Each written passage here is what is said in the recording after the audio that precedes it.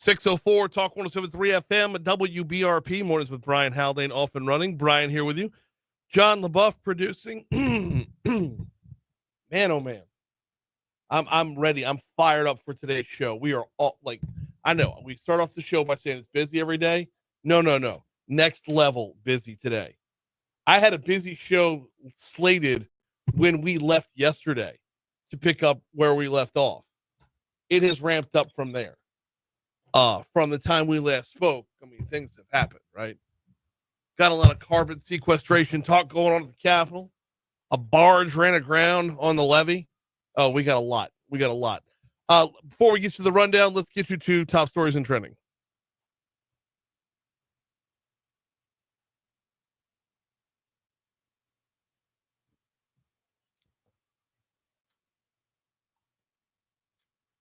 Number 5. Baton Rouge Fire Department was busy yesterday with calls. Of note, they got 2 calls for house fires in the 3 p.m. hour alone. That's disregarding the rest of the day. By the way, those 2 that were within the 3 p.m. hour, one was on 28th Street, another on Little John Drive. The house on 28th still under investigation as to how that got started, but it was pretty much a total loss. The house on Little John might be redeemable after really an impressive response at both. Overwhelming show of force from them big red trucks. Number 4. With a new traffic pattern in place at I-10's westbound College Drive exit, state highway workers will take the next 3 nights to hang new signs. Right westbound lane just past of the 10-12 split will be closed from, it was closed last night and going to be closed again tonight and tomorrow night. During the overnight hours, the left lanes will be closed between Blue Bonnet and the 10-12 split as well. Number 3. The St. George City Council approved an agreement with East Baton Rouge Parish to share tax revenue with the newly formed city on Monday evening. As part of the agreement, EBR will pay St. George more than $17 million in tax dollars that date back to April of last year. St. George will begin collecting the 2% sales tax coming their way starting on July 1st. Number 2. Public Defender's Office is backing the district attorney's tax proposal on Saturday's ballot. Stephen Sterling, an attorney in the Public Defender's Office, said it has the same problems and hopes to also benefit from additional funding. Hillar Moore is going to be in at 8:35 this morning to talk about this, and he's bringing the mayor and the sheriff with him. So we're going to cover a lot of ground. Number 1. Man was killed in a shooting just outside the doors of the Amazon Fulfillment Center on Cortana Place late last night. Sources tell our news partners at WBRZ the shooting was a result of a disagreement between 2 Amazon employees. They said it happened around 11:15 p.m. after the night shift had gone on break. Sources said that as soon as the gunshots were heard, managers told employees to run. Both BRPD and East Baton Rouge Sheriff's deputies responded to the facility shortly before 11:30. No one other than law enforcement was permitted to enter the facility after midnight. Took until after 1 a.m. before employees could start getting their vehicles out of the parking lot. 2:30 a.m. By 2:30 a.m. the facility was still shut down.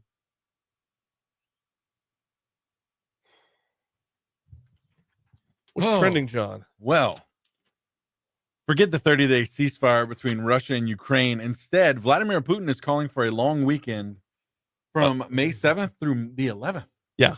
So a 3-day ceasefire. 3-day ceasefire. Basically, it's going to be earlier in May. I was going to say it's like a Memorial Day sale. It's a 3-day ceasefire. What do you get out of a 3-day ceasefire? I guess that's because, guess we weren't meeting his requirements, I guess, in those 30 days. Those stipulations he had. Yeah. Whatever. That's yeah. If either side doesn't want to get out of this war, then maybe we should be the only ones to. Maybe just kind of quietly back off. Slowly back away. Yep. Hey, Louisiana film Sinners continues to make its mark at the box office, eclipsing the $100 million mark in its second week in theaters. This is very impressive. Yeah, here. Sinners was the one filmed mostly in Donaldsonville. Yeah. That's had 45 million the first week. So that means it went up from week 1 to week 2. I'll take it and run, man. It's yes, indeed. I haven't seen it yet. Me the wife neither. and I are torn. Keep hearing good things. Yeah, we're planning to see a movie tonight. It's between The Amateur and Sinners, and I think Sinners. My brother's seen it. He's raving about it. He's like, I'm going to go see it again. I got to go check it out. Starring Michael B. Jordan in a dual role, Sinners is quickly turning into a get-out level cultural event, drawing the attention of not only hardcore horror fans, but also casual moviegoers. Yeah. A get-out level event. My brother sent me some songs from the soundtrack without any context at all. Yeah. And it's eerie, man. I really enjoy it. It's a mix of, I know it's like this Irish swamp music. I know it sounds insane, but That sounds fantastic. it works. It works.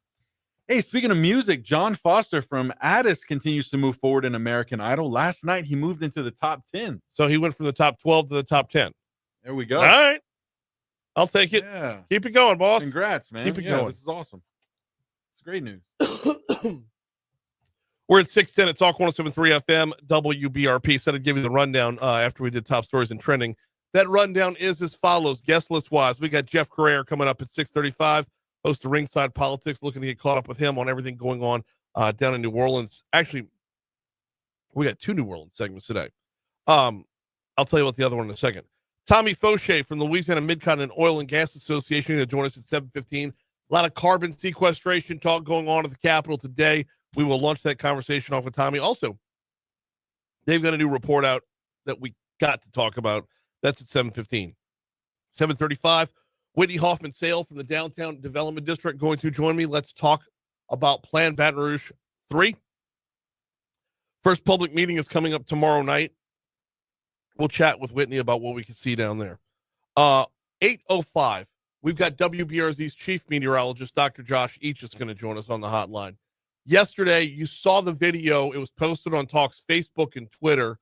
A barge ran aground just slightly downriver from Skip Burtman Drive. And this is likely due to river levels. Last Friday, we saw that pedestrian bridge from the Belle of Baton Rouge collapse, probably due to river levels. We've seen a couple of barges, or we've heard about a couple of barges further downriver get loose. River gets up this high, bad things start happening. How high is it going to go? What's that going to look like? Are we going to look at a repeat of 2011? Dr. Josh Eachus at 8:05. Walt Leger from New Orleans and Company at 8:15. We're talking with Walt about UNESCO. This is the Creative Cities Initiative being put on by the United Nations. New Orleans is in the running. In fact, I believe they're a finalist on that front. And then 8:35, I don't know if we're going to have room for all this, John. We're going to have East Baton Rouge District Attorney Hillar Moore in studio. We're going to have Sheriff Sid Edwards in studio. No, I'm sorry. Mayor President Sid Edwards in studio, and Sheriff Sid Gautreaux on the hotline. We're going to be talking about crime. We're talking about fighting crime. And this could really, this is a lot of people all at once. Yeah. I don't normally do 3 guests at once, but I'm not telling any one of them no. So if this thing goes sideways, it goes sideways. But I'm here for the ride. All right. 612 at Talk 107.3 FM, WBRP. We are due up for a quick break. Got to remind you that Top Stories and Trending is always brought to you by the folks over at the Baton Rouge Metro Airport. They bring you top stories and trending every morning, and they bring you to our nation's capital. Direct flight to D.C. every day. You can learn more at flybtr.com. Actually, the website's still up and running from when they launched the flight to D.C. flybtr2dc.com. If you wanted to read up on that, learn a little bit more, they've got you set. flybtr2dc.com. Flies into Reagan National at 7 o'clock hour. Come home the same night. That's just one of many flights that are offered at the Baton Rouge Metro Airport. You can save yourself a little time, possibly save a little money, but more importantly, take care of a business in your own backyard with our own airport. flybtr.com. Quick break. Sports is next. You have the highlights from the softball game? Final call? Can I hear it? Because I don't know what he actually saved. I know I was listening to it live.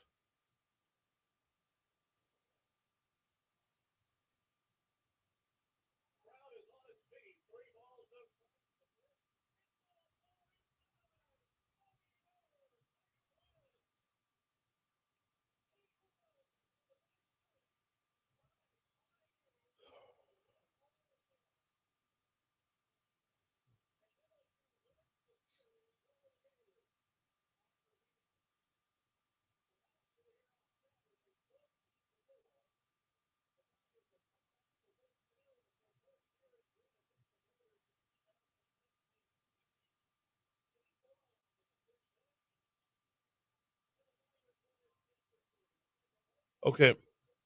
Kill it before we'll take a break. Right there. 10-2.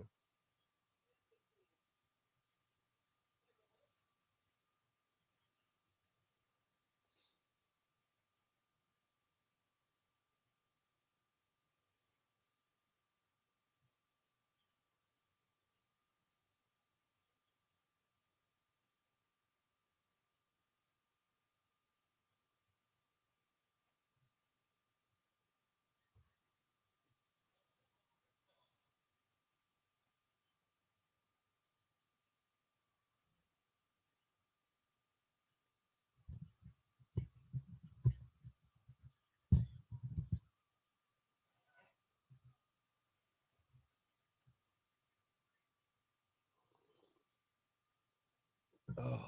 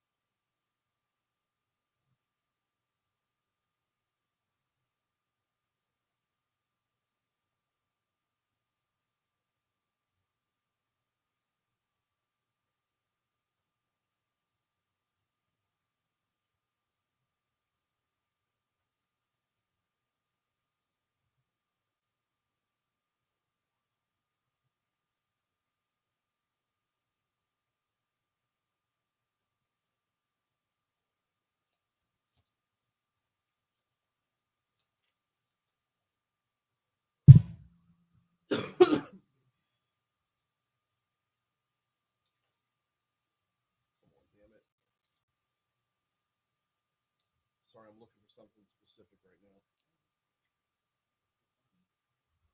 But we don't. There we go.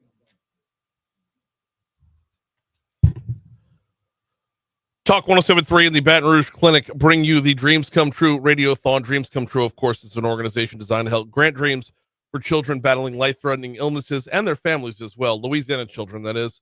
All your money stays local. The Dreams Come True Radiothon is presented today by Luba. Donate today at talk1073.com.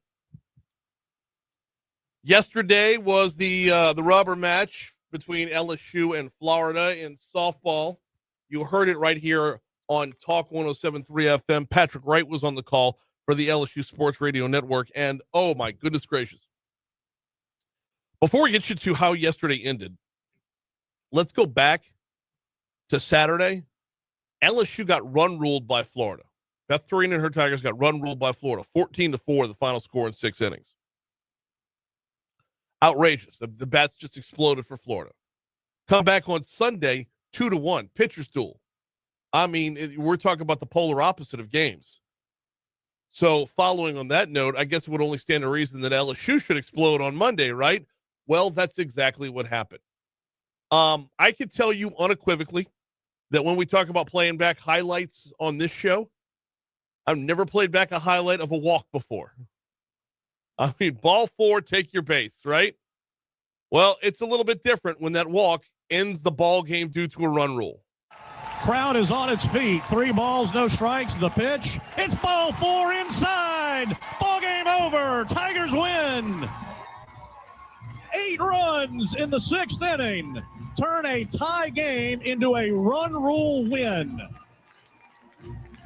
And LSU wins the series over the Gators after being blasted here on Saturday, 14-4. The Tigers have come back to win 2, and it's their first series win against the Gators since 2019. 8 runs in the 6th inning, and the Tigers win it 10-2. The last 2 batters both walked. It was ridiculous. I was listening to the game. I was going to pick up my daughter from basketball. I'm listening to the game, and the bats did explode. There were a ton of hits leading up to those 2 walks, but it all ended with the 2 walks. It was phenomenal. It was a lot of fun. This LSU softball team is fun. A lot of fun. Now, no midweek game because it's the last week of conference play. LSU will be on the road at Arkansas Thursday, Friday, Saturday series. All 3 games will be heard right here on Talk 107.3 FM. Thursday, 6 p.m., Friday, 6 p.m., Saturday, 1 p.m. Patrick Wright will be on the call on the LSU Sports Radio Network for all 3. We'll talk baseball right after the Fox Business Report.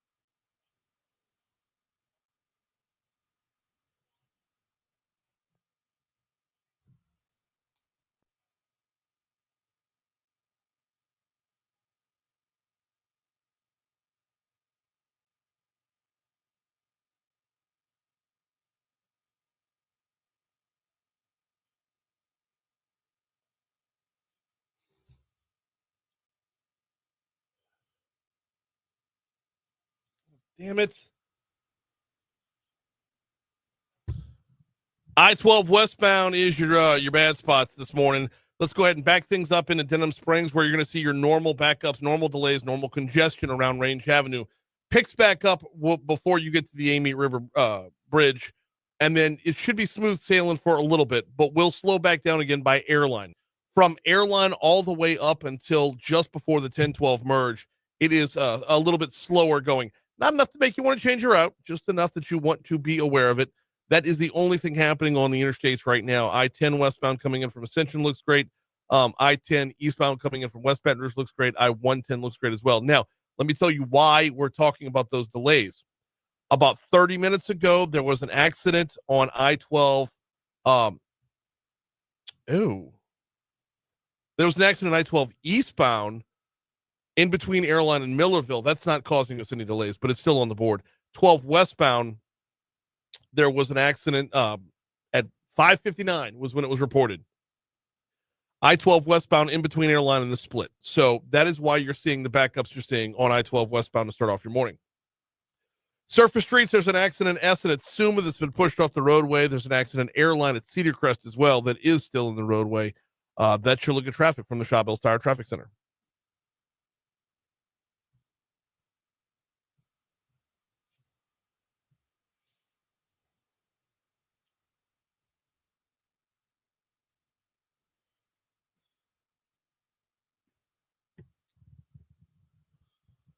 Six 625 at Talk 107.3 FM, WBRP. Mornings with Brian Haldane rolling right along. We move from softball in our last segment to baseball in this segment.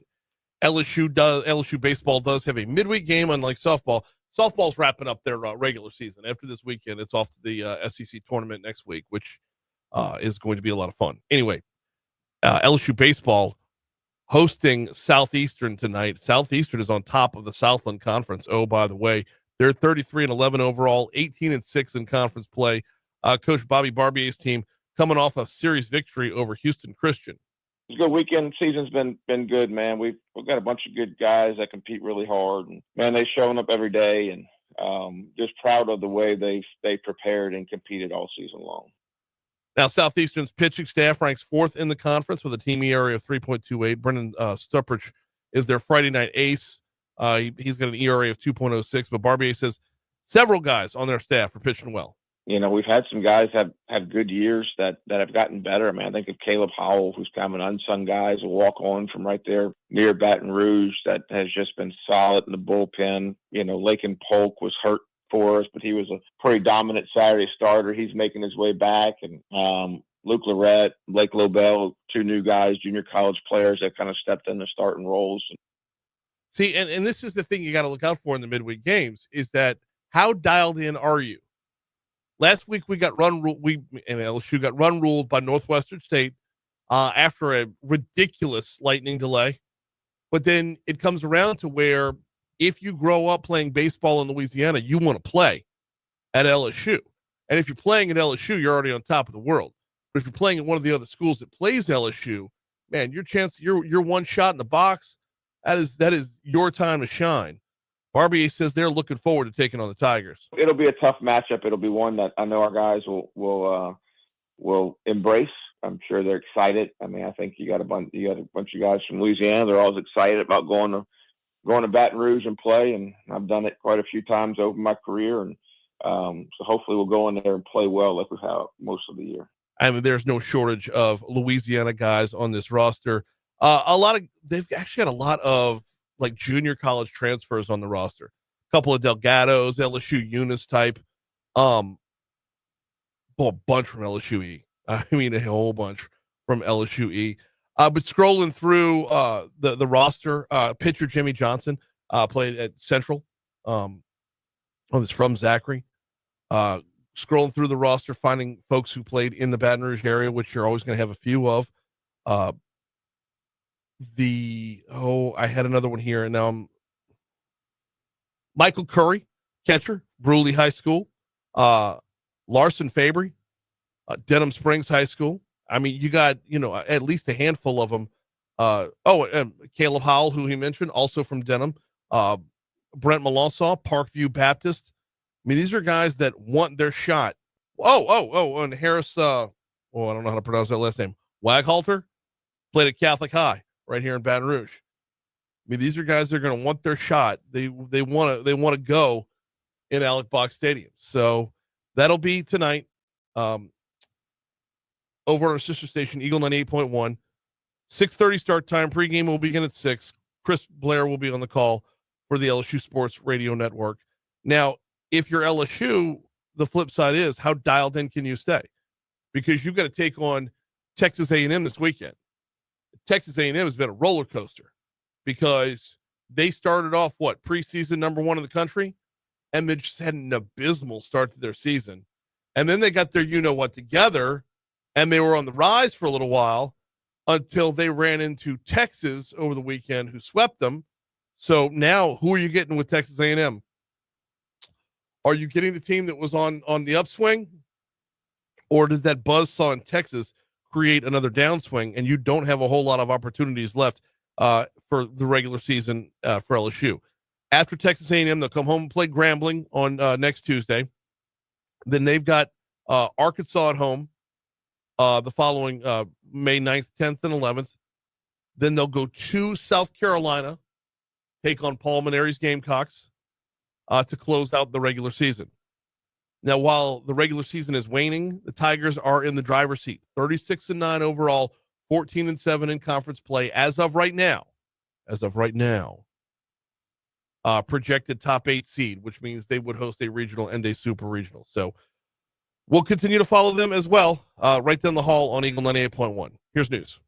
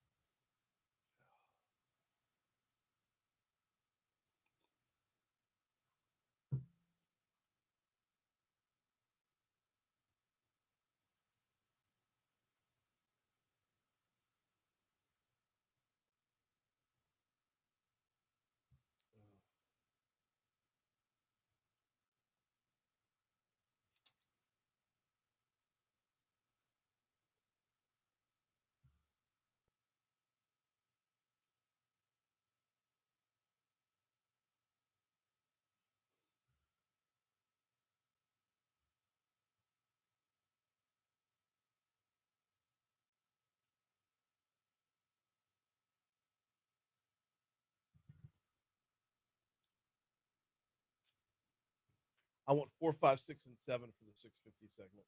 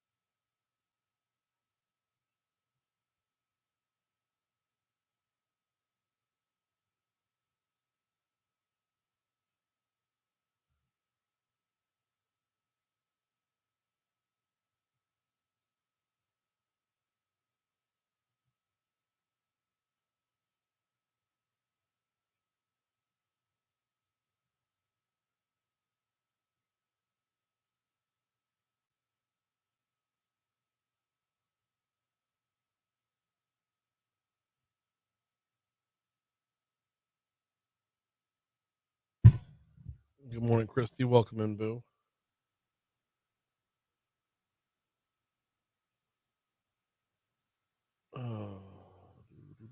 Do.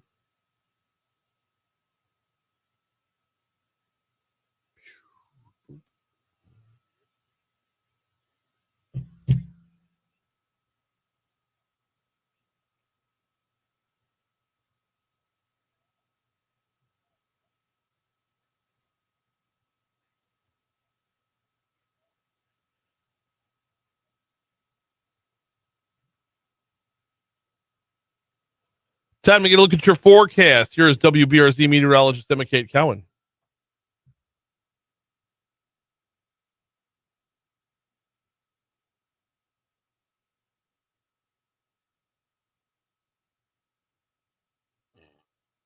Excuse me.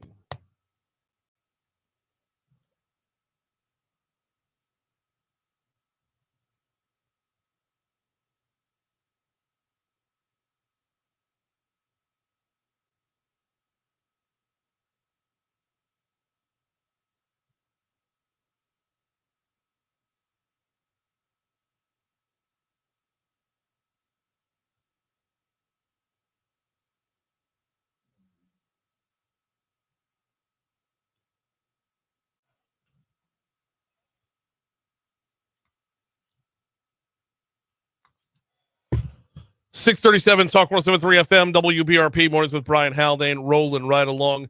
This is our second to last day in the Dreams Come True Radiothon. If you've not yet gotten to talk1073.com to make your donation, please do so today. It's just we got today and tomorrow. That's it before we're all said and done. All right, every Tuesday we pop down to New Orleans to visit with Jeff Crouere, host of Ringside Politics. He's on with us now. How are you, man? Hey, good morning, Brian. Got a lot of ground to cover this morning, but let's start with not ground, water. River levels are ridiculous right now. How big of a story is this down in New Orleans? You know, there's so much focus on the Jazz Fest, the Zurich Classic. Sure. I mean, the parties. It's really not as big of a story as you would have thought, as you would have hoped. You know. So we had a barge run aground up here in Baton Rouge yesterday. And in the comment sections and whatnot, as things happen, I've come to find out this happens a couple times near Harahan over the last couple weeks. So, like, that's why I ask is like, are we just not paying attention to it, and when we probably should be? No, I think that's a fair point. I mean, people only really start paying attention to things once it becomes a crisis. Yeah. And you know, until then, let the good times roll. So it's just really something that is not being focused on. I mean, there's a lot of focus on some issues that are sort of controversial, like trash. But no, we're not really getting the kind of focus on that we should. So what is the trash issue? I saw there's some kind of waste disposal in the quarter. Well, I mean, the rock star of trash, Sidney Torres, has an emergency contract to handle the garbage pickup for the CBD and the French Quarter, and everyone is raving about the job he's doing and saying he's doing a great job. But of course, Mayor Cantrell now wants to pull the contract from him and give it to a political insider, a guy named Troy Henry, who doesn't have any history of trash collection, never been in the business.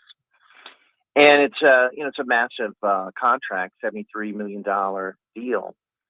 So the council is digging in their heels and saying, no, they don't want to, have the contract with Sidney Torres voided. Torres has been a, well-known business figure here for a long time as splashy commercials. And he has done a great job, though, whenever he does get the contract to clean the quarter, but they always seem to pull it from him. So this is just another battle going on between the mayor and the council, which have been at odds for a long time. The balance of power there, how's that looking as the mayor's on her way out? I think the mayor is certainly sort of ceded the spotlight. She really is checked out, but this is one area where she's sort of, become obstinate. Yeah. I think the dynamic is usually in New Orleans, where you have a lot of power vested in the mayor's office, and the mayor usually runs roughshod over the council. Here's a case where I think there's more of a, equal power base because the council is united and taking on the mayor, and the mayor's sort of toward the end of her term, disgraced, very distracted. You keep hearing about investigations, and she keeps defying their orders to not travel. She just went up to DC recently, so we'll see. I mean, the mayor's race is gradually getting started, and you'll have a new mayor within a few months, thankfully. Well, actually, 8 to 9 months. So it's going to be it's not going to be as soon as we would like. Oh, she's got time to do more damage, I'm sure. Oh yeah, no doubt. We're talking with Jeff Crouere. Okay, you mentioned you led with Jazz Fest. Obviously, that's the biggest thing going on in New Orleans right now, and it's. Did you make it out for the first weekend? I did not. Planning to go this next weekend. Okay. Making sure I go when it's going to be raining and hot. So definitely. Best of both worlds. Although it was blistering last weekend. Just had all kind of other things going on, but I did talk to people that went. Very good reviews. Went very well. Good crowds. Of course, all the food people raving about. But it is, the second weekend tends to be even hotter and more rain, and that's what they're forecasting. By all accounts, Lil Wayne and the Roots was like the star of the whole thing. I mean, I know he wasn't the biggest headliner of the first weekend, but everybody who went to that show is just straight up raving about it. Apparently, you put those two together. You put Questlove and the Roots together with Lil Wayne, and you got yourself a show. And Lil Wayne, of course, got overlooked for the Super Bowl and the entertainment. Yep. So it was good for him to get some attention because, I mean, he's a bona fide star. Well, after going up to the NFL draft on Thursday and being declared a Packers fan, whatever that's about. That was weird seeing him up. You're right. That was weird seeing him up on there, on that stage. But you're right. The time Jazz Fest rolls, and I'm going to have Walt Leger on later on, but from the time Jazz Fest is done, how long does it take to accumulate all the numbers to measure success?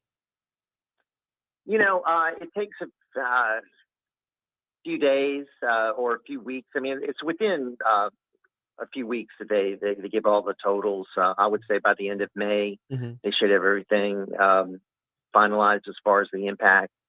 And the French Quarter Festival had a good, economic impact. It wasn't as big as 2024, but bigger than 2023. Great weather for that. That was, a big success, except for the way it ended, sadly, with a shooting. Right.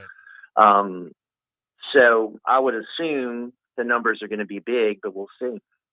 We got Jeff Crouere, host of Ringside Politics, for just a couple more minutes. The projected occupancy in the hotels, it's looking like your Saturdays and Sundays are great. I'm sorry, your Fridays and Saturdays are great, but your Thursdays are where the drop-off is. Like, people are, I guess, shortening their trips a little bit this year. Looking at this year versus last year, reservations versus final occupancy. It's kind of a mixed bag. It's like it's down on the Thursdays, but up on the Fridays and Saturdays. Right. And, that could be economic reasons. I mean, I think there's a lot of sort of worry about the economy. Yeah. And I think people are, holding tight on their money because, they're worried about their investments, worried about, where the economy is going. So that makes sense to me, Brian, just because of the general national situation of where the economy is going. Well, not to mention, like, how many times can you visit New Orleans in a year? I mean, we're coming off a record Mardi Gras, Super Bowl, Sugar Bowl, and Taylor Swift concert, all back to back to back to back to back. Pretty much everybody's been. Right. And I think, obviously you have, different groups sometimes coming for these different events. But yeah, we've had a very eventful last few months, that's for sure. And gotten a lot of attention, both negative and positive, and the city's been in the news a lot. So, you're right, that could be part of it as well. But I mean, Jazz Fest seems to bring its own type of crowd where, people come for all the different attractions. And, I think it is, I think it's going to be a big weekend. So, I agree. Just hoping it's not a total washout. Who are you looking for? I'm just assuming Pearl Jam. Who are you looking forward to the most? Yeah, there you go. Right there. Nailed it. Nailed it. We got 2 minutes left with Jeff Crouere, host of Ringside Politics. Before we get you out of here, are you, with everything going on in New Orleans right now, and by the way, Zurich Classic was just another great success as well, but with everything going on in New Orleans right now, how much of the state capitol are you able to follow? Somewhat. I mean, I'm certainly looking at this insurance issue, and I know the governor's really making it a highlight of his agenda, and we'll see following some carbon capture bills.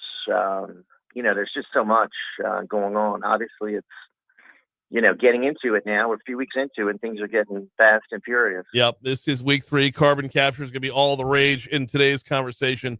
In the meanwhile, I know you got a show to get to. We always appreciate the time, man. Thank you, Brian. Thank Take you. Care. Yep, you too. He is Jeff Crouere, host of Ringside Politics. You catch him on WGSO down in New Orleans. His show actually starts up at 7:00, so he's nice enough to cut out a couple minutes trim from his show prep to visit with us on Tuesdays. And yeah, I was giving those numbers for Jazz Fest, and it's looking like hotel occupancy is on par. I mean, it's within the margin to be sure, but last Thursday and this coming Thursday, the number is down. Like last Thursday, they had expected occupancy of 78% versus last year where it was 83.8% final occupancy. This coming Thursday, projected occupancy 72%, whereas last year was 84.5%. But then on the weekends, it goes above the last year's totals off of the expected occupancy. So we'll see. I mean, not everybody's all the way through yet. I don't know how many last minute reservations they get for Jazz Fest, or how many people just decide, hey, we're just going to stay. We're here. We'll stay. We'll see how that plays out once the final numbers come in. And you know what? We didn't get to it with Jeff there, but coming up at 8:15, Walt Leger is going to join us from New Orleans and Company. There is something called the UN Creative Cities Network. This is the United Nations, or the United Nations Educational, Scientific, and Cultural Organization, UNESCO, is promoting a number of different cities around the world for a number of different things that they're really, really good at. And New Orleans is a finalist to become a city of music. Hard to believe they're not already, right? I mean, when you look around the world, if you're going to pick 3-4 cities around the world, New Orleans can be top 5 worldwide, right? Where else would you pick as a city of music ahead of New Orleans? Oh, let me know over on Facebook. I would love some feedback on that. But we'll have Walt Leger to talk about that and a few other things coming up at 8:15. Before we get you to your money now, got to remind you about the folks over at Vex European. Check them out online, vexeuropean.com. More importantly, go see them in person. They're on Benefit Drive, the backside of Industrialplex. If you start at vexeuropean.com, you'll find out if they service your make of vehicle. They specialize in European vehicles. So if you've got the Mercedes, the BMW, the Land Rover, if you've got, Jaguar, Porsche, they do exotics as well. The Ferraris, the Lamborghinis, the Aston Martins. If you got Alfa Romeo, they can help you out. Audi, they can help you out. Visit vexeuropean.com, find your make of vehicle, and hit that little appointment tab. Get yourself squared away. And I'm not talking about just major repair, your standard maintenance as well at vexeuropean.com.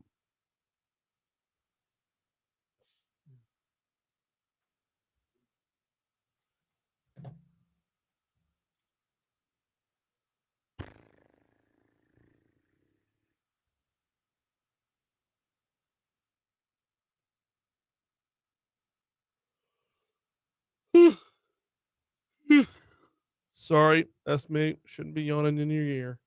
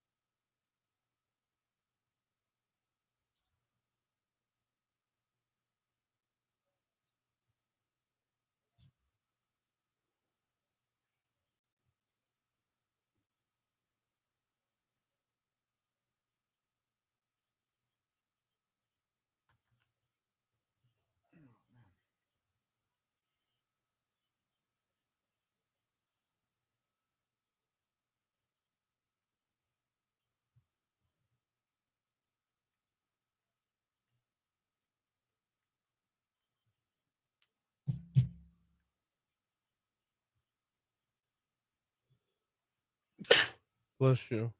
Thank you. Ooh. I was trying to hold that in.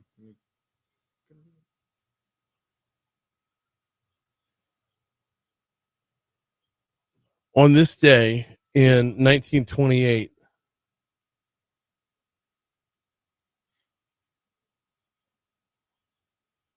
the guy that owned Big Shot Soda purchased Orange Crush.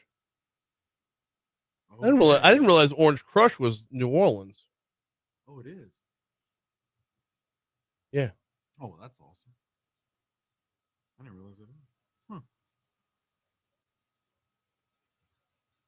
They also made all the Big Shot Cola, Big Shot Soda, Big Shot Root Beer, Big Cream Soda, the red cream soda from Big Shot. The Big Shot, the Big Shot stuff. Yeah, Big Shot I knew was New Orleans. I didn't realize Orange Crush was. Yeah. And I knew Chocolate Soldier was. Chocolate Soldier is so good. Man, I hadn't seen a Chocolate Soldier. Dang. Right? They still make that? Dang. Just core memory unlocked, man. Like Chocolate Soldier.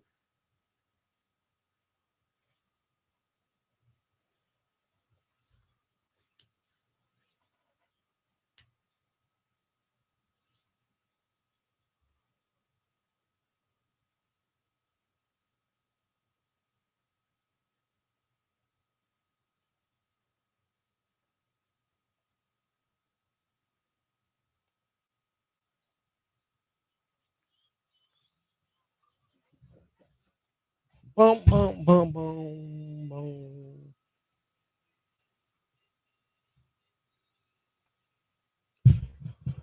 .655 Talk 107.3 FM WBRP mornings with Brian Haldane rolling right along. We are a couple minutes away from news at the top of the hour. We'll get you ABC News. We'll get you traffic. We'll get you weather. Hour number 2, we're going to crank things up a couple notches. Tommy Faucheux, head of the Louisiana Mid-Continent Oil and Gas Association, going to join us. You heard the story in the news at the bottom of the hour, talking about the new study that shows oil and gas industry being a major driver in the economy. How much of a major driver? How about 25%? 25% of the state's economy coming from oil and gas. So I had reached out to Tommy yesterday to come on. Honestly, I wanted to talk about today's going to be carbon capture day, basically, at the Capitol. A lot of carbon capture bills are going to be making their way through, and it's really squaring up to be a fight. It is really squaring up to be a battle royale over carbon capture. There are a few folks who should have their heels dug in, and we'll see how it plays out for sure. And I want to talk to Tommy about it. But then after I reached out to him, I read up on this. I mean, 15% of the state's jobs, 19% of the state's total earnings. It's pretty strong numbers right there. So we'll talk with Tommy at 7:15, 7:35. Let's talk downtown Baton Rouge. Whitney, Hoffman, Sayal going to join us to have that conversation. And then, of course, we're going to squeeze into this day in history on the back end right there as John will roll back the clock. Why do we have to squeeze this day in history into the 7 o'clock hour? Because we're talking river levels with Dr. Josh Eachus at 8:05. That's why. Why are we talking river levels?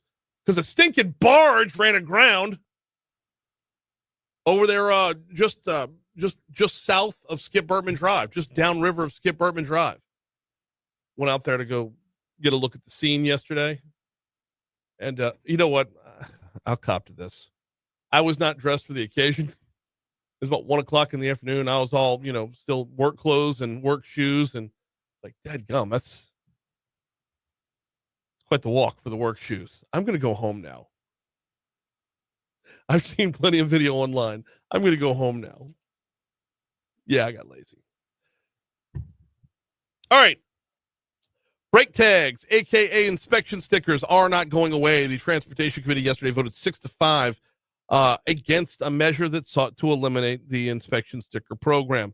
Stonewall's Representative Larry Bagley was the author. He argues the requirement to get your vehicle inspected is government overreach. This is just part of overreach by government that I'm trying to do away with. We don't need the government doing that. I mean, we can do that on our own. I think most of us here certainly have vehicles and we can keep up with them. Oh, yeah. I mean, and the way vehicles have been built over the last 30, 40 years, they get progressively cleaner. So, and progressively more able to be kept up with, I guess. The way it stands right now, vehicle owners must pay $10 for a 1-year inspection sticker or $20 for 2 years. Bagley notes that 39 other states, including Texas, have ended similar programs. We are the only red state, Republican state, that still has the stickers. 39 other states have gotten rid of the program. I don't understand why cars can be safe in 39 other states. The exact same cars we drive here can be safe in 39 other states, but not here. Now, critics argue that inspections are often not properly conducted. Supporters, including inspection station owners, insist the program promotes road safety and maintains vehicle standards. But let's be very clear about this. It's the $10 and $20 that's at stake here. That's guaranteed money into the state coffers. That's where that is. Oh, by the way, Neil Underwood, talking on behalf of the inspection station owners, warned that removing the requirement could lead to increased accidents and higher insurance rates. There's been a lot of talk about if this bill increases crash rates, what impact will that also have on our insurance rates as well? Empirically, none. There's no way to make point A go to point B on that one. That's a fear tactic. Here's news.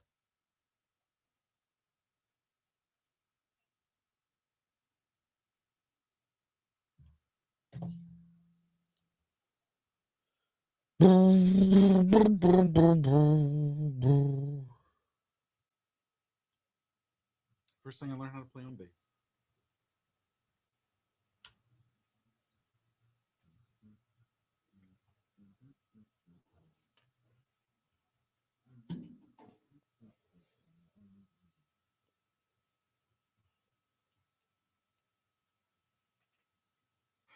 Man.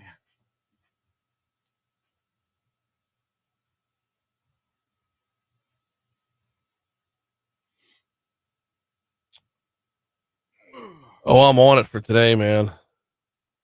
What's that? This day in New Orleans history. Mm-hmm. Yeah. Nice. Got a birthday out of it. Ooh.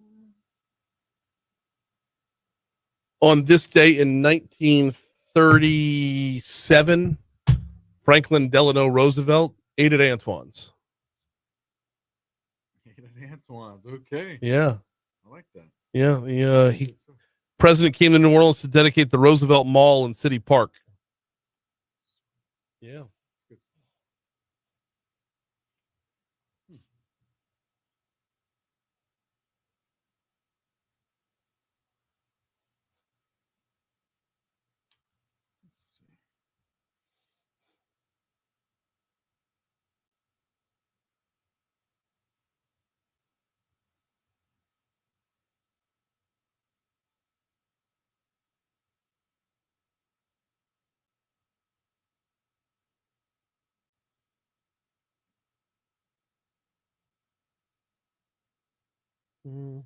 Let's see.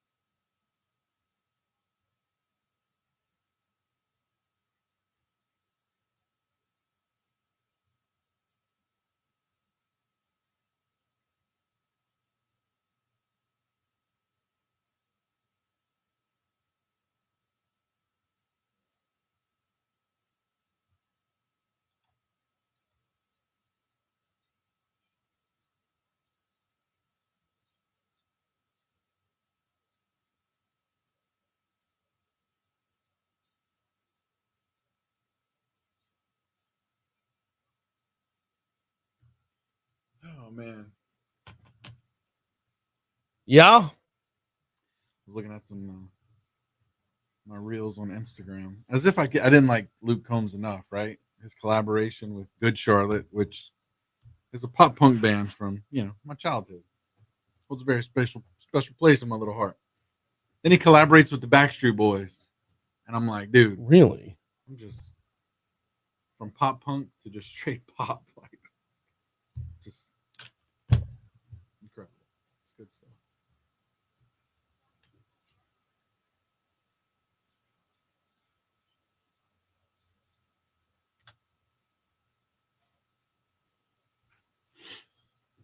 Another toasty day.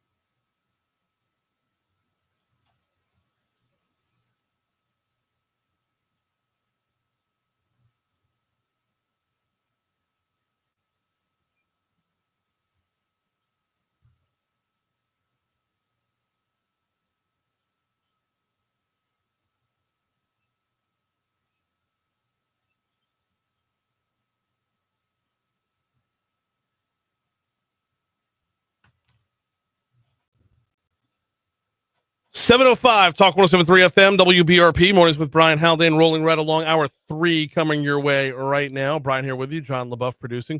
We are starting off the second hour of the show. We're starting off the 7 a.m. hour at 69 degrees in downtown Baton Rouge. Like we said, busy hour this hour. Tommy Faucheux from Louisiana Mid-Continent Oil and Gas Association coming up in our next segment. Whitney Hoffman Sayal from the Downtown Development District coming up at 7:35. We start off your second hour with top stories and trending.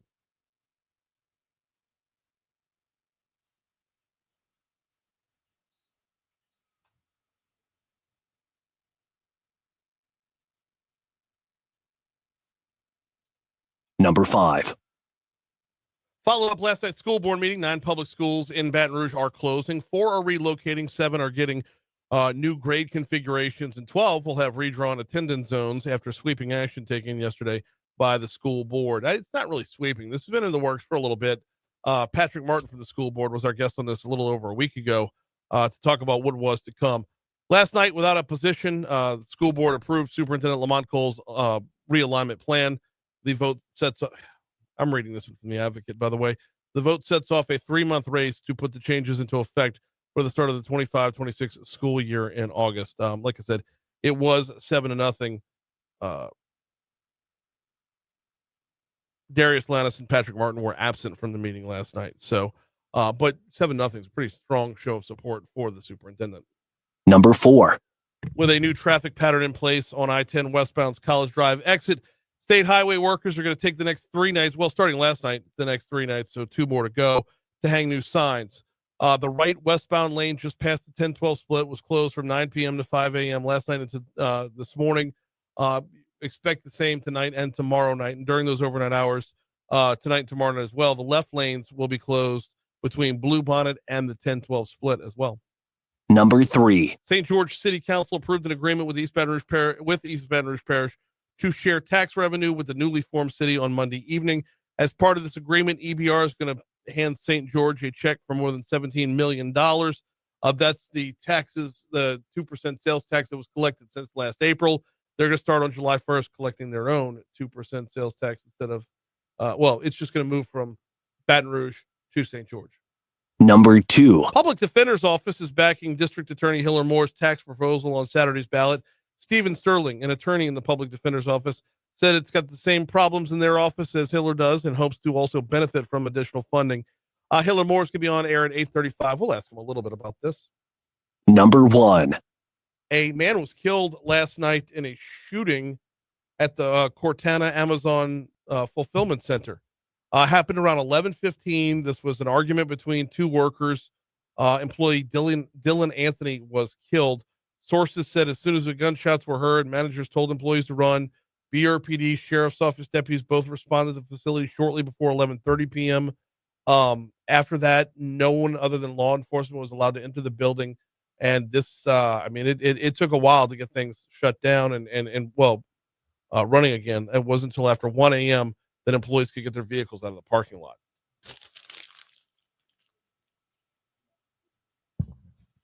What's trending, John? Well, forget the 30-day ceasefire between Russia and Ukraine. Instead, Vladimir Putin is calling for a long weekend from May 7th through the 11th. Why not? I mean, Why not? Who needs 30 just days calling of the not shots fighting? anyway. Who needs a real ceasefire? Right. You know, let's take 3 days. Give an extended Just weekend. calm down. Yeah. Calm down. Maybe catch a brunch somewhere up in there. I don't know. Maybe. Between getting fired at. Vladimir, I mean, Somewhere between there. he is, I don't know anybody that likes him to begin with, but whatever alliances he's just proven time and time again. Like, we all hated Zelensky at some point. Like, what? No, I don't want to say hated Zelensky. A lot of people thought like Zelensky was just here to use America as an bottomless bank account. Well, Putin's not doing himself any favors in helping decide whose side we're on here. Indeed, he is not. In other news, Louisiana film Sinners continues to make its mark at the box office, eclipsing the $100 million mark in its second week in theaters. Gotta love that. Yeah, it's impressive, isn't it? Yeah, it's impressive. 45 million in the first weekend, up to 55 million the second weekend. What was this? I was reading a story about this last night, actually. Yeah. And starring Michael B. Jordan in a dual role, Sinners is quickly turning into a get-out level cultural event, drawing attention of not only hardcore horror fans but also casual moviegoers. Are you a horror fan? Yes. Okay, I'm generally not. This is a vampire movie, though. It is. It is. And for some reason, I will gravitate towards vampire movies. Yeah, it's a different level, right? Not 100%. Yeah, it's not like. Well, I don't. I will say I'm a fan of horror. I'm not a fan of gore. Okay, there's a difference. So, I like the feel Friday the 13th and Nightmare on Elm Streets of the world, you can leave them. You know, they're good. They're classics, but it's I'm not running to see I had gore. to read Dracula as a sophomore in high school, and for some reason I've gravitated towards the vampire. But like I had to read Frankenstein the next year, never hit. We had some fantastic Frankenstein vampire was movies. boring. Really? What? Yo, fantastic vampire movies come out over the past few years. The Last Voyage of the Demeter, that was awesome. Of course, Nosferatu. Sinners. I'm hearing so many great things, and the soundtrack. My brother sent me a few songs from it, and I'm intrigued just by the music selection of this. It's like the best way I can describe it is the swamp Irish music. Swamp Irish. Yeah. I'm gonna have to. Yeah, we're gonna have to. All right. Have to play Dig some up, man. Let's get some bumpers going. Yeah. Hey, speaking of news, John Foster from Addis continues to move forward in American Idol. Last night, he moved into the top 10. Gotta love it. It's good Gotta stuff. love. He was in the top 12 and he moved on. And they'll continue to whittle those down, and hopefully, he will stay afloat the whole time. That's so cool. Yeah. I'm sorry. Go ahead. This close to Lane Hardy, Lane Hardy wasn't that long ago. Right. So whether at the box office or American Idol, I mean, hey, Louisiana, it's crushing it on the entertainment front. We're out there. Absolutely. 712 at Talk 107.3 FM WBRP. Before we take our break, I'm going to remind you about the folks over at Matherns. If you download the Matherns app today, you could be earning cash towards more groceries every time you shop at Matherns. And that's not just for the downtown location, and that's not just for the Nicholson Drive location, and it's not just for the Kenilworth location, which is back, baby, but it's for all three locations. Open up the app. You'll find the deals of the week. You'll find the coupons of the week. You'll find that weekly ad that reminds you of what's on sale for everybody, but you'll have it right in front of your face. For example, center cut pork chops at $2.49 a pound, 80% lean ground beef at $3.99 a pound. You're going to find, what do we got here? Oh, fryer breast tenders, $3.49 a pound. Louisiana Big Easy peeled shrimp, $3.49 for a 1 pound bag. All the deals are just at your fingertips right there. Food Club, 5 pound bag of white rice, $2.50. I mean, all the deals are right there at your fingertips. And when you open up the app, have them scan your little barcode, you're earning cash towards more groceries every time you shop at Matherns.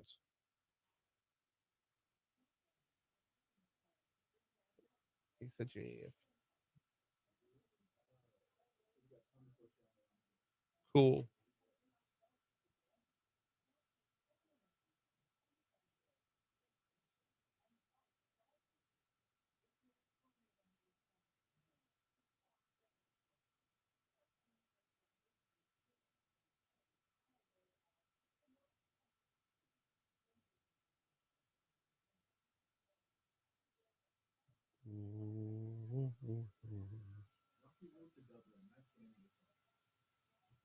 Okay. Yeah, what a trip.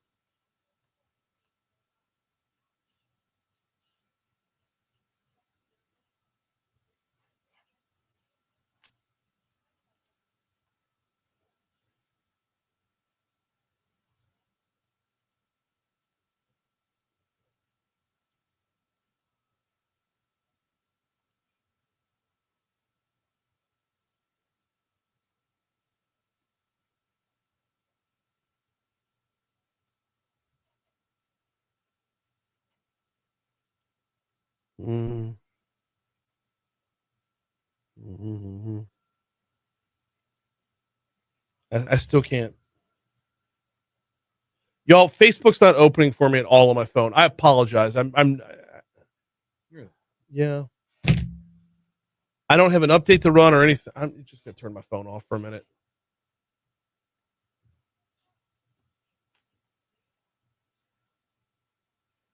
Byron recently asked, do you think NOLA is known internationally more for its food or its music? It's a tie, right? That is a good question. That is a very good question.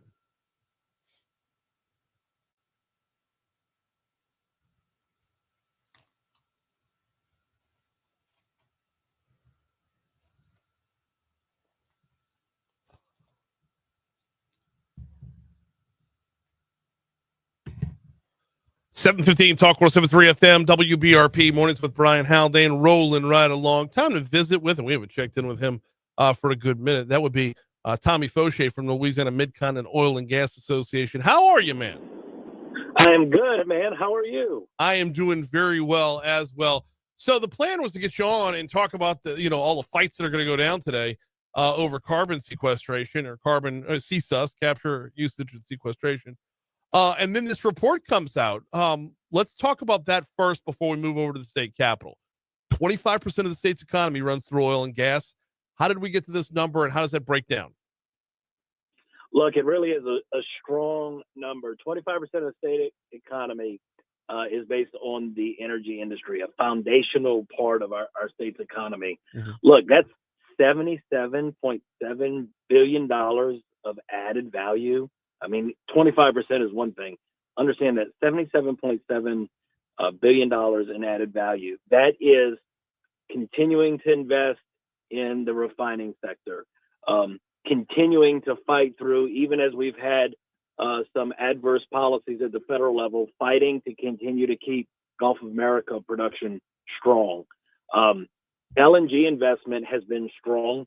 And look, I have to take this moment. We're waking up this morning. There was an exciting announcement just yesterday evening. Woodside Energy, a great company who has been working in the offshore space, announced last night that they are investing $17.5 billion in South Louisiana for an LNG facility. They'll be celebrating at a press conference with the governor today. I mean, we're just building on, I'll say it this way, we're actually capitalizing, I think, on the strength and ingenuity of Louisiana people to continue to build on what is now a more than 100-year-old industry. And when you do that, you see numbers like we're seeing here now, nearly 400,000 jobs, direct or indirect, as a result of the industry. Some of the highest earnings when you break down by jobs in most of the regions of the state. Just a lot of positive numbers, and I think exciting, particularly as we go into a day like today when we're talking about innovation and what's new. We're building on that rock-solid foundation. 100-year-old industry, and we still have to find ways to reinvent ourselves, and we are finding ways to reinvent ourselves. How important is it for Lamoga, for you, to make sure that Louisiana doesn't fall? I mean, it's like you would think at some point we could rest on our laurels, Tommy, but we do have to continue to find ways to do it better, faster, cleaner, more efficient. Look, Super Bowl teams have to constantly bring in new talent. You bring in new coaches. You find ways to be better than the competitors. We want to stay ahead of other states. Louisiana is not the only energy producing state, but we're one of the best. Mm-hmm. I think you have to continue to find ways to be better. And I think, by the way, our communities and the markets we serve both expect that. we have to create the products. And remember, energy is at the core of everything that we use every single day. Every iPhone in our hand, every vehicle we drive, as we, as society, want more efficiency, better products, lower carbon products, then the energy industry has to be able to keep up and provide that. And I think, that's extremely important. And I also think, look, from an environmental standpoint, we have some of the smartest people working in our industry who continuously find ways to make our processes better and cleaner and safer. And so we have to continue to evolve. If you stand still, then you're losing. No, absolutely. Yeah, there is no standing still, because if you're standing still, someone else is moving forward, which means you're actually moving backwards. That's the flip side of this is everything we're seeing right now, Tommy, makes the Biden administration so befuddling. Like everything that y'all had to fight through for 4 years with, suspension of licensing, or with, pauses in licensing, or just not granting anything new. That all gets so frustrating when you see how we're doing it now. And are we finally reaping those rewards? And does this mean, like, are we looking at another bubble here? Look, we fought hard over those 4 years to maintain. Yeah. And to continue to persevere. And when you think of this Woodside announcement here this morning, a Biden LNG pause would not allow this to happen. Correct. We're seeing, we've seen the resumption of lease sales in the Gulf. That wasn't happening under a Biden administration. And so we were able to maintain. But yes, look, we're seeing a lot of opportunity.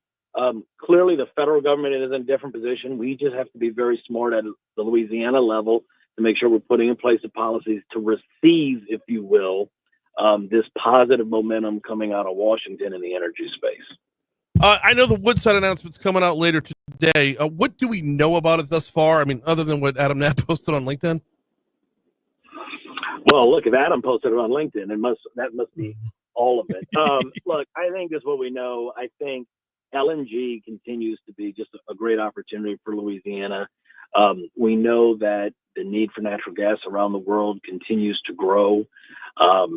They'll talk more specifics at their press conference today, but I mean, Louisiana is just in a prime position to continue to see LNG investments. And, Woodside already a company doing business here, investing in the offshore space, good member of the community. I think, look, it's the conditions were right. Louisiana, from an economic development standpoint, clearly in this, Landry administration is very aggressive in wanting to bring more opportunity to Louisiana and for Louisiana citizens. And, whether that's the governor, Secretary Bourgeois, I think they're really, leaning in on that. And, it brings exciting announcements like what we're seeing today. One of many exciting announcements, quite honestly. We're getting very much accustomed to these multi-billion-dollar announcements almost on a weekly or at least bi-weekly basis at this point. No, That's absolutely. It is. I actually brought this. I had the governor on last Thursday, and I brought that up as everybody's fighting back and forth over insurance right now. I was like, it's important to remember that insurance isn't the only thing that affects our lives and our well-being and our economy. Can keep bringing in jobs hand over fist, and we'll keep winning overall. So it's just, you don't want to let a speed bump become a roadblock. No, absolutely. Look, we have to take care of those core issues. At the end of the day, we still have to be able to have them forced. We can afford to work here, to live here and work here. So you have to tackle the big items like insurance. But I see a lot of opportunity. And look, today at the Capitol, I'll help you pivot. That's where I'm going. We're going to be talking about carbon capture and sequestration. Another day to talk about Louisiana opportunity to build on the energy and oil and gas industry. One of those opportunities that we will get one shot at. And if we don't take it, Texas will gladly seize it. The projects that are, it's not individual projects that are up for debate, but the bills would affect individual projects. a number of these projects have already been signed off on, not signed off on, but kind of given the stamp of approval as high up as the president of the United States. It's kind of a weird spot to be in the state legislature, where you have, Freedom Caucus people, MAGA people wanting to sound off in opposition to what the president has said. I guess my biggest question is, like, who would need to give their seal of approval to move things forward for those that are still fighting against? Yeah, it's an interesting situation we find ourselves in. Look, when we were fighting for primacy, the authority for the state to regulate CCS activity now 3 years ago, one of the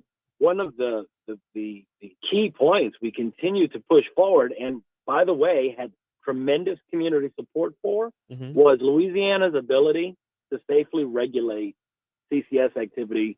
And we knew we could do that because we have seen, going back to that 100-year industry, the ability to safely regulate oil and gas, wells, pipelines, you name it, for all of these years. And so some people have forgotten that. Nothing has changed. The state still has the ultimate authority to regulate Class 6 wells, which are the type of wells needed for CCS.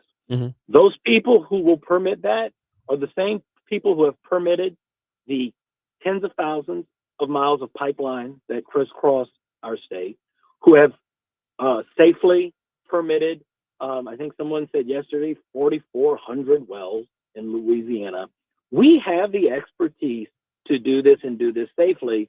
Now, if people choose to ignore that, I don't know what to say to them, but, I trust that we have a rigorous regulatory agency in the Department of Energy and Natural Resources that will challenge the industry. And I think we need to understand that if we cut through all the noise, because look, I really do believe there are a lot of people who have traditionally tried to tear down oil and gas and petrochemical industry for years that are also now involved in this fight. They're not new just because we're talking about CCS. Quite honestly, they've been trying to stop industrial activity for decades. We have to, I think, keep our eyes focused on the facts and on the science and what we know. And what we know is that we can do it safely. We know we have the processes in place from a regulatory standpoint to ensure that the public is kept safe, and that industry is playing by the rules in doing what it is supposed to. And when we look at a lot of the legislation filed, a lot of which will be debated today and over the next few weeks, it's legislation that quite honestly either wants to kill CCS, stop it in its tracks, or make it nearly impossible to succeed. And that is counter to what the governor wants and the state administration. It is counter. The White House just last week announced that they want to see America investing in more innovative technologies like carbon capture. They said that specifically. So, look, I know we can do it. I think the conditions are there for us to do it. This is Louisiana's leadership moment, and we all have to join together, and we have to push the noise out of the way. Stop listening to those people who I think want to sow the seeds of dissent and fear, and keep our eyes focused ahead and focus on the facts. Okay, so I wanted to start with Danny McCormick's bill, but you kind of led me up to a different bill instead. Stop listening to those that want to sow the seeds of dissent and fear. I've got to bring up is it Rodney Shammerhorn's bill?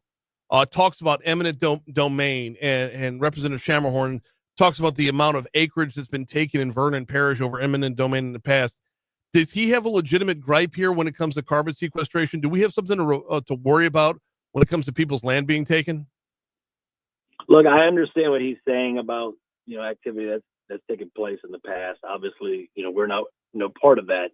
I think what you look at is one, the companies who are investing. I mean, our companies, member companies who've quite honestly been building pipelines for decades, are always leaning in to have conversations with landowners. Eminent domain is used as a last resort, and quite honestly, rarely used. I see it. I understand Representative Shammerhorn is saying, But when I look at where we're headed from a CCS perspective, I think the opportunity for companies to work with landowners is great. And I think we've seen already a lot of success in that area. And so I would caution us to not use eminent domain as a tool to, again, make CCS impossible. And his bill is one that's worth listening to for sure. Meanwhile, Danny McCormick's got a bill that just wants to make carbon sequestration just straight up illegal. Is that one going to be completely dead on arrival? I mean, I hope so. Look, I mean, You and me both. Making CCS illegal, again, support from the federal and the state level. Industry has proven, that we are experts in this space. I don't really honestly know what else to say about it. Making it illegal is an interesting concept. Well, yeah, you can have reasonable discussions in the middle.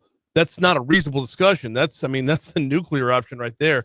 Just saying, shut the whole dadgum thing down. I don't see where anybody benefits from that discussion.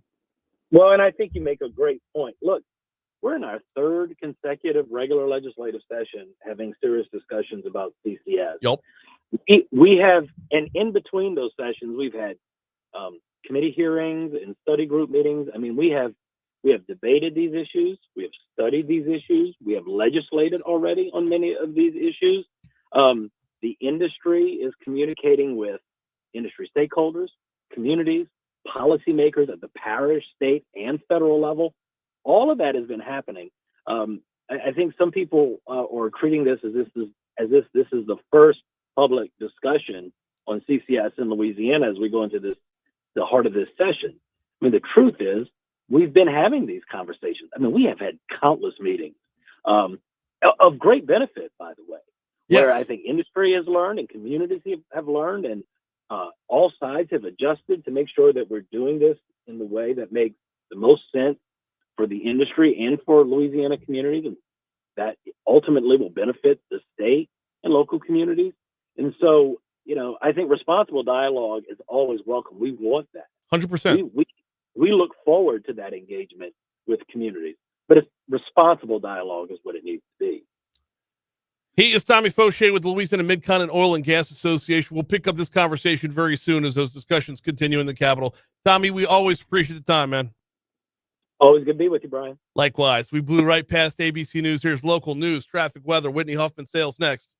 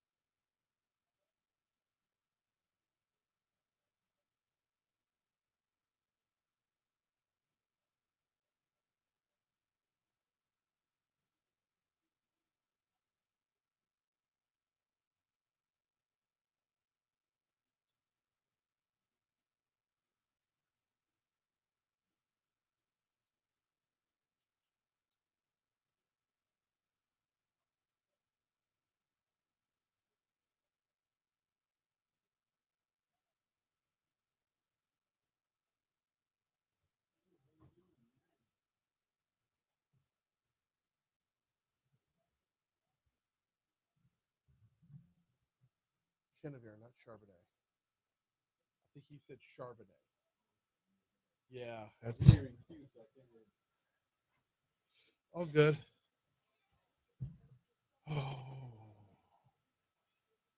Well, tomorrow at 5. I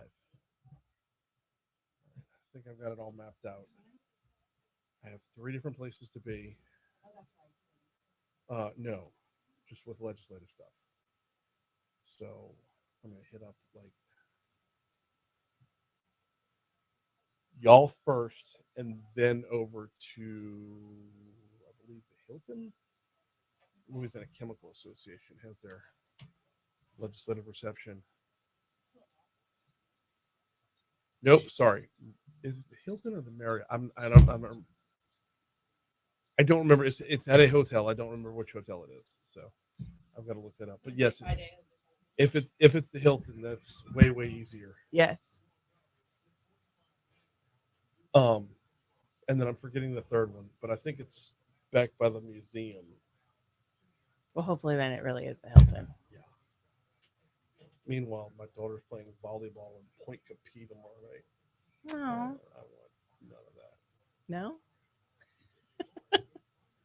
No. Oh, I miss Friday night football games. I'm not gonna lie. Oh no. Basketball dial me in all day long. Yeah, not because she cares about it, because the competition matters, that she pulls out the best in herself.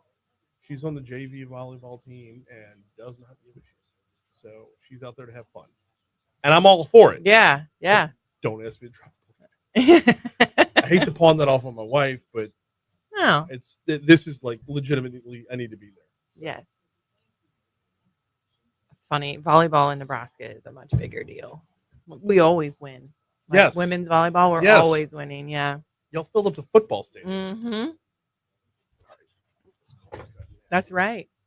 I forgot about that. Was it 2 years ago or something? I think it was last year. Was it last year? We may have done it more than once. Yeah, we're serious about women's volleyball. And women's bowling. Women's bowling is dominating right now, too, for Nebraska. Women's bowling? Yeah. And I knew that because, we went to bowling, Yeah. So I started paying more attention to bowling since then. Okay. And I was like, oh, my people are pretty good.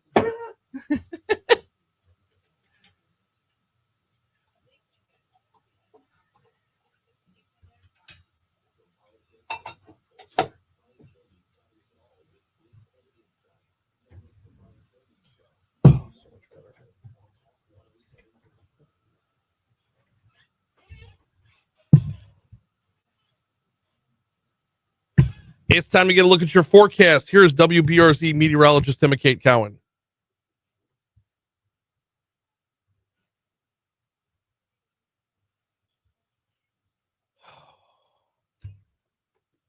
Hey, you know what sucks? Telling an entire crowd the rest of the show's canceled. Well, that was awful on Friday. It was the right call. It was absolutely the right call. I know. But I get off stage and I'm walking back towards the VIP tent. And people are giving me the side eye, I'm the one that made the decision. Just the messenger. Good Lord. I look around for Elizabeth. She's gone. Yeah, she knew. She knew. Ducked out quick. Dropped the bad news and disappeared. Like Kaiser Soze. She didn't want to get the side eyes. No, I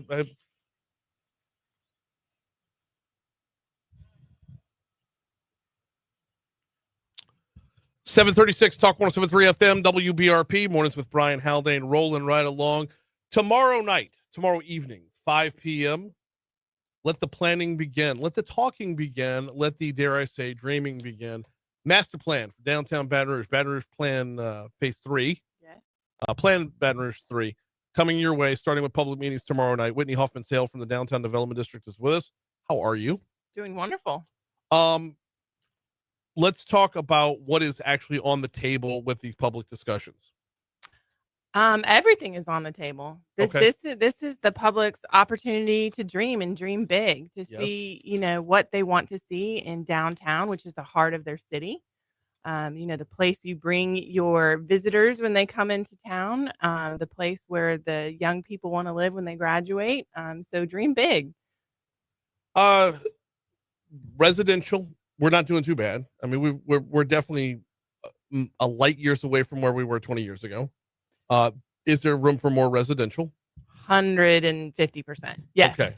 So we are doing great on residential. Over the past 10 years, we've had between a 15 and 20% growth just in the central business district area. Mm-hmm. We have our historic neighborhoods too, Beauregard Town, Spanish Town. There's room for growth in Beauregard Town with some infill development, but certainly the central business district. The River Mark opened. It's 100% occupied. That's huge. Really? 100%. The last survey we gave in the fall, it was at 90%, and that's before Rivermark reached its 100% occupancy rate. So people want to live downtown.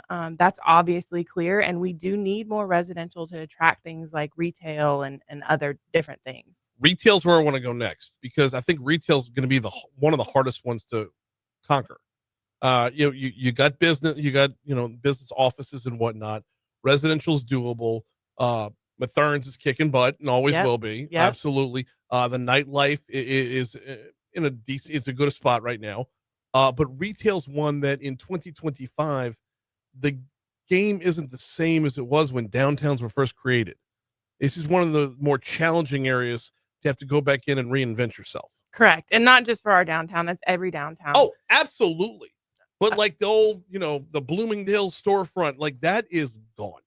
So what does a reiteration look like? Well, when businesses are looking to locate downtown, they're looking at rooftops, right? Or when they're looking to locate anywhere. Downtown's unique in the fact that it has a worker base and it has a visitor base too. And that's what we really need to, capitalize on. I think the market is there for retail. I think that it needs to start with a grouping of a few different retails so that you're not just going to shop at one place. You're going to walk around, because that's what downtown offers you, right? Right. The walk around, the experience, the environment. Our visitor base since the early 2000s has grown exponentially. And then the casinos, look at the investment that has been put into those and the attraction that those will be, right? Oh, I went to the hotel. The Valleys. Oh, awesome. Yeah. Awesome. So when you look at our visitor market and you look at our residential population, although it, needs to grow a little bit, I think it's there. I think if people took the risk, I guess, I don't want to say risk, but took the opportunity. Every investment has risk. So right. But if those make the investment. But the question is going to be, I think, what type of retail does this community want to see in downtown? Okay, that's where I wanted to go next, because retail can mean a million different things under the sun. Yes, and I guess we read each other's minds.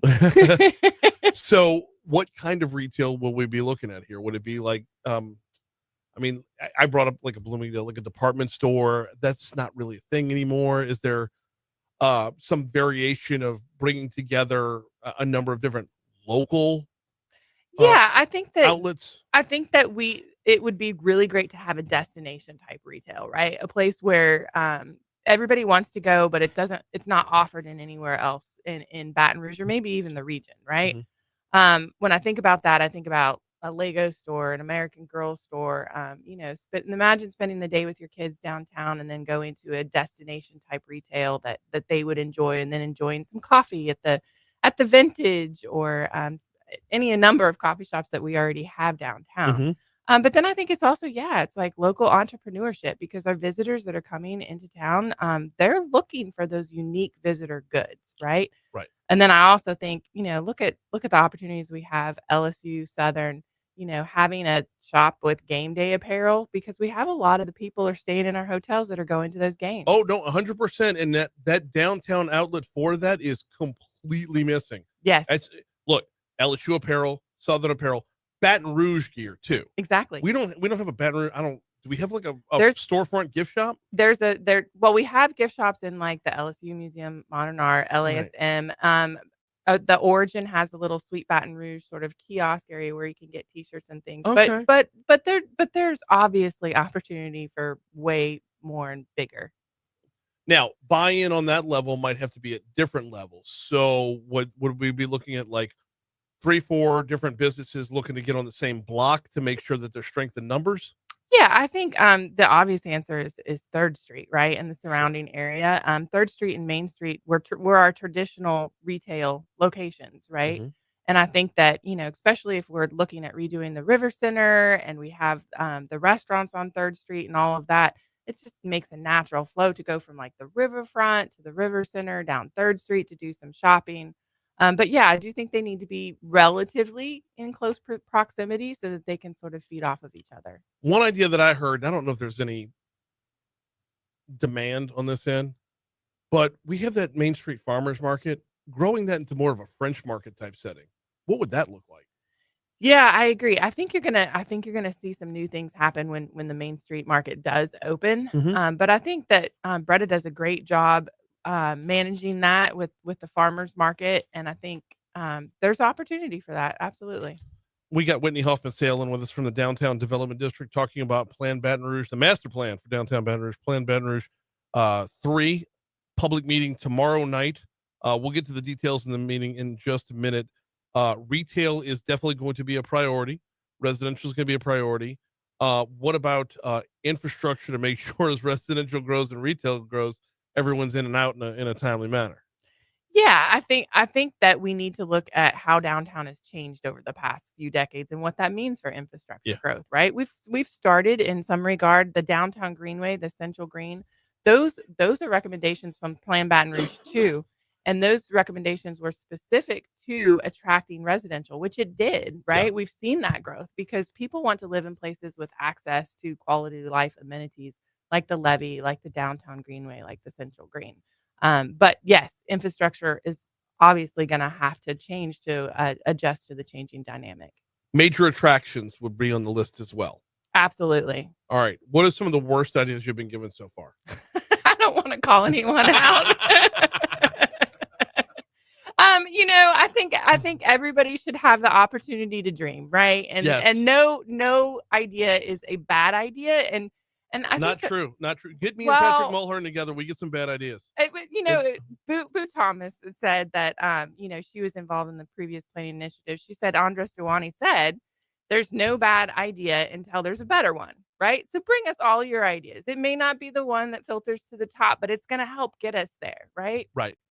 Well, the thing is with a major downtown attraction, we've been, I don't have another word for it. We've been farting around with this for 30 years now, and no one can seem to find something that we're going to actually follow through on.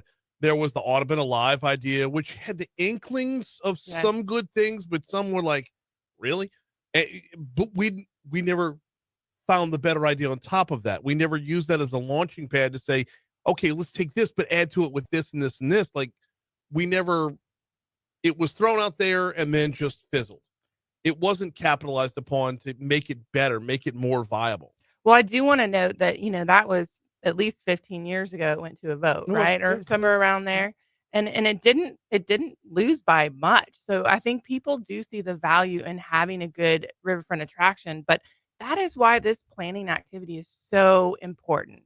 Because if the people get behind or help us come up with the idea and get behind the idea, then that's what's going to make it happen. And this is a remarkable opportunity to stop farting around, right, and figure out what it is, and then work together to make it happen. Timelines on, obviously we got the meeting coming up tomorrow night, but timelines beyond that, the window of opportunity for public input is what? So tomorrow night, it'll be at the Louisiana Art and Science Museum from 5 to 7. There will be more public opportunities, but I think this will be a chance for you to really understand what it is we're trying to get to and provide that feedback and become a part of the process. If you haven't already subscribed to our newsletter, you can on our website, which is downtownbatonrouge.org. And we'll be putting out all the Plan Baton Rouge 3 initiatives through that. We got Whitney Hoffman Sayal in with us for a couple more minutes. I want to go back to a couple of the other, bullet points that might be, sparking ideas for folks that can come to the meeting. Where are we on the arts front? I know the Arts Council of Baton Rouge moved in their new headquarters not too long ago. What kind of outlets do they have, and what kind of room for growth do they have? I think they have an incredible room for growth, right? They did an amazing job on that art center, though. I don't want to overlook that. That is huge. I do think there's so many more opportunities for public art. We do have a good bit of murals and those sort of things, but I don't think you can do too much public art.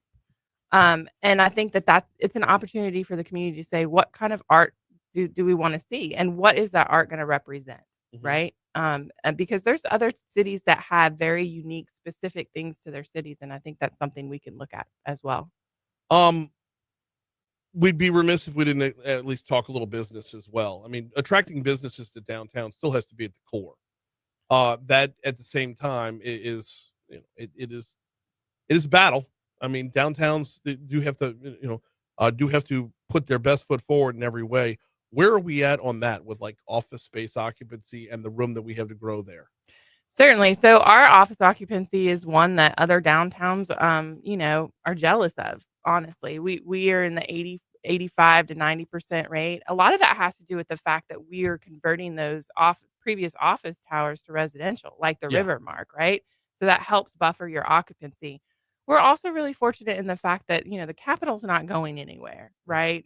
City government is downtown. So there are businesses that are adjunct to those sectors, right? That are there and are going to stay there. But of course, we want to see more growth. I'd love to see more corporations locate downtown, and I think they want to, right? When you're looking at wanting your workers to come you want your workers to come, right? Right. And where do they want to go? They want to go to a place where they can leave their desk, get outside, walk around, grab a cup of coffee, get on the downtown greenway, that kind of thing. I think we offer that. And when you offer up the residential and the retail and everything else, it makes it for an all-inclusive to say, we just live down here, live, work, and play all in the same place. Exactly. And we have in our downtown, I mean, a few wins on the corporate front to show, like, if you build out down here, if you make downtown your home, you're going to show success on the back end. Yeah, 100%. We see it happen in other cities.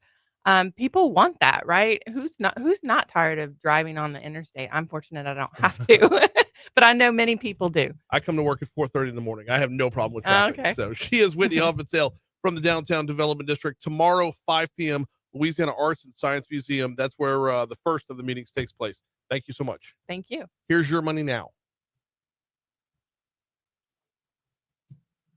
The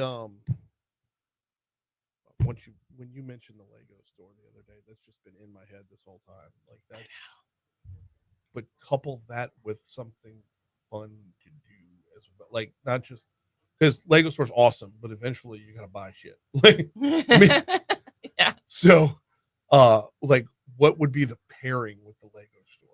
I think we already have it. I think, we have first free Sundays with all the museums. Okay. You take your kid to LASM, Yep. you go to the Old State Capitol. We have the Museum of Modern Art. You show your kids a little fourth floor of the Shaw Center. You need to go. Okay. It's amazing. I know it's an untapped jewel for whatever reason. No kidding.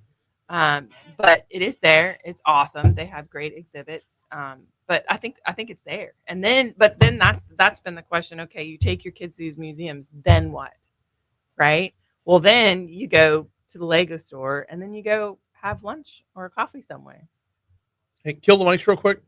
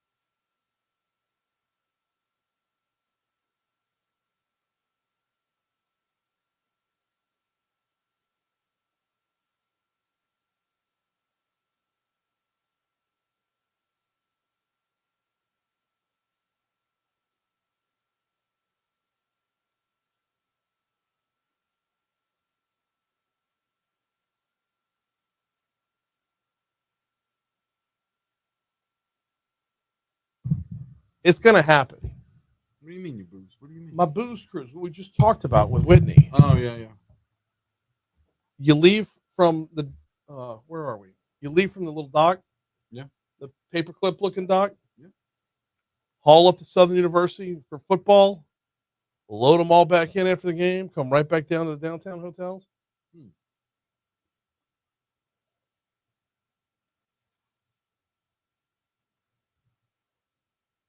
It's one of those songs. Oh, is this?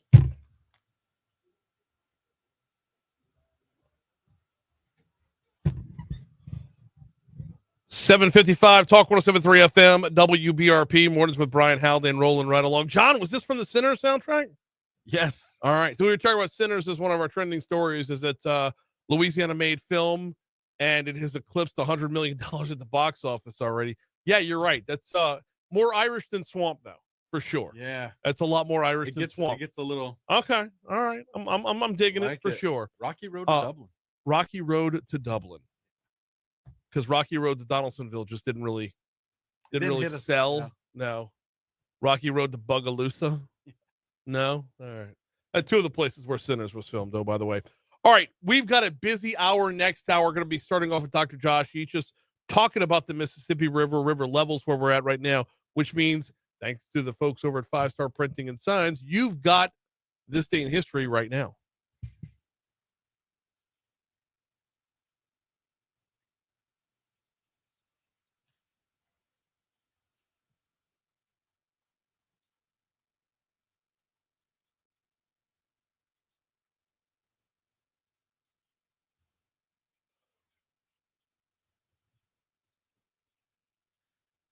All right.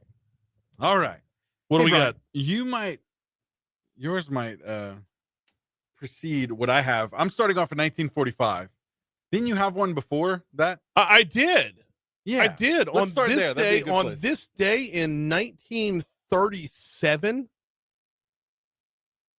I love this. I got the this day in New Orleans history pops up.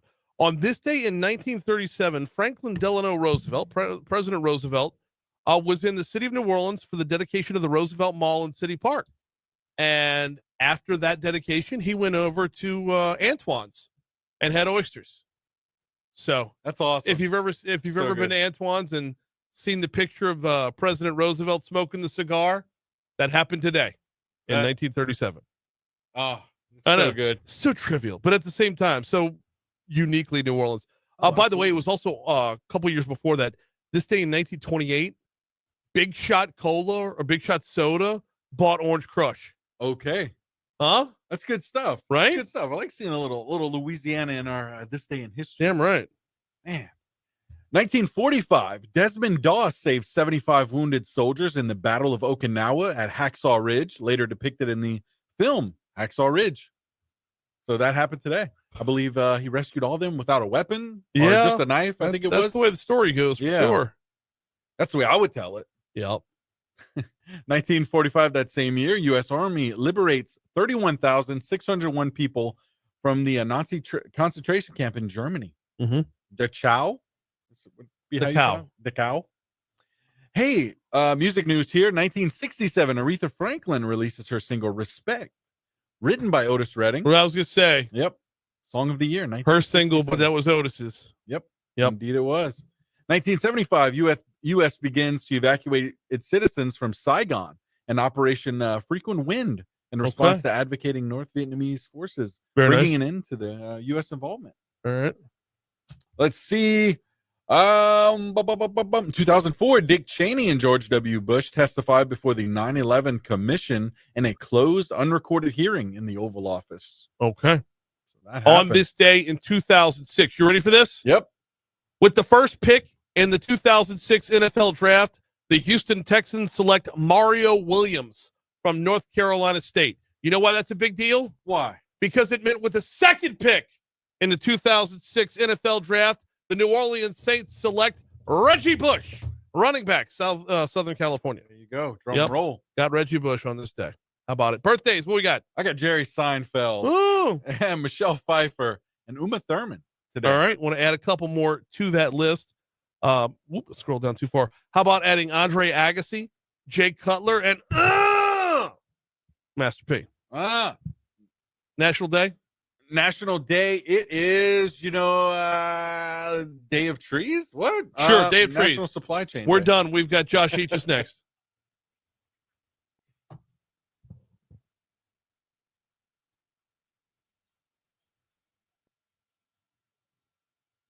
Sorry, I skipped over deaths because we're just out of time. I think it was Alfred Hitchcock. That was the top one I had.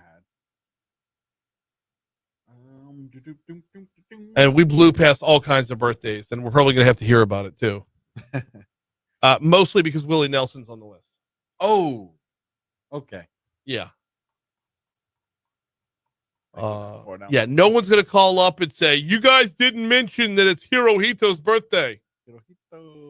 Nobody mentioned that it's Bernie Madoff's birthday. Candace Owens today as well. Duke Ellington. Hey. Did you have Michelle Pfeiffer? I did. Okay. Alfie. I think I said. Alvira. Let's see. Titus O'Neil. Didn't you have him on the show? Yeah. You had Titus. Yeah. It's his birthday today. No shit. Yep. Dale Earnhardt. Okay. Yeah. Yeah. Got all three on Three's birthday today. Died on this day. You had Alfred Hitchcock. Bob Hoskins today. St. Catherine of Siena. Bob Hoskins born or died? Died. 2014. He passed. Come on.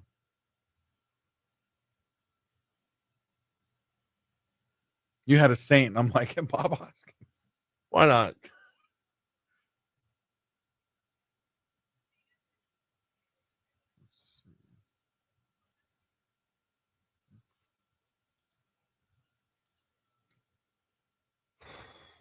Also today, at the Capitol today, from 11 to 4, Louisiana Arts Day.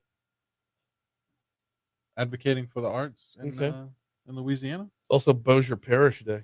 Yeah, at the Capitol. Whoopity doo. I guess whoopity doo. Tomorrow is St. Charles Parish Day at the Capitol. I guess with Whitney Hoffman, I guess with like talking about that. I'm surprised. Yeah. Remember that.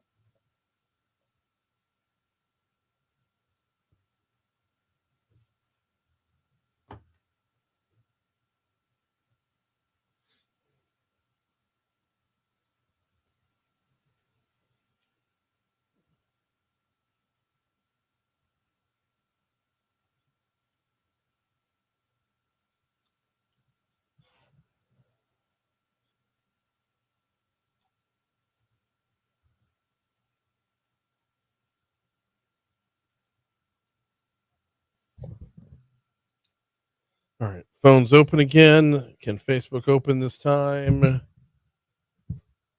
Yes, I'm in Facebook.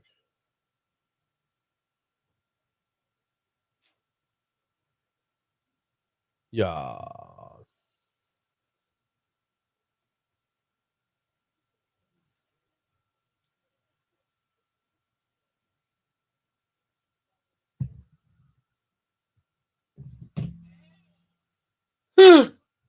Oh, man. Okay. Too much.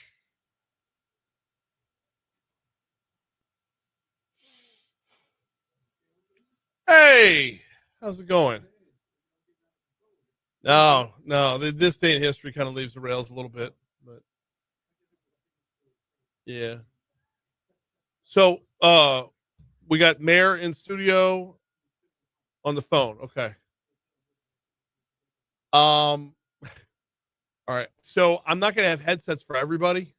So we'll just get him in, ask him a question or two, and get him back out, and then I'm just going to step aside and let you two cut up.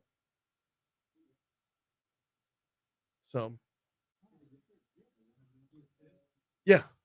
And look, I got the Thursday segment held for you as well. So all right.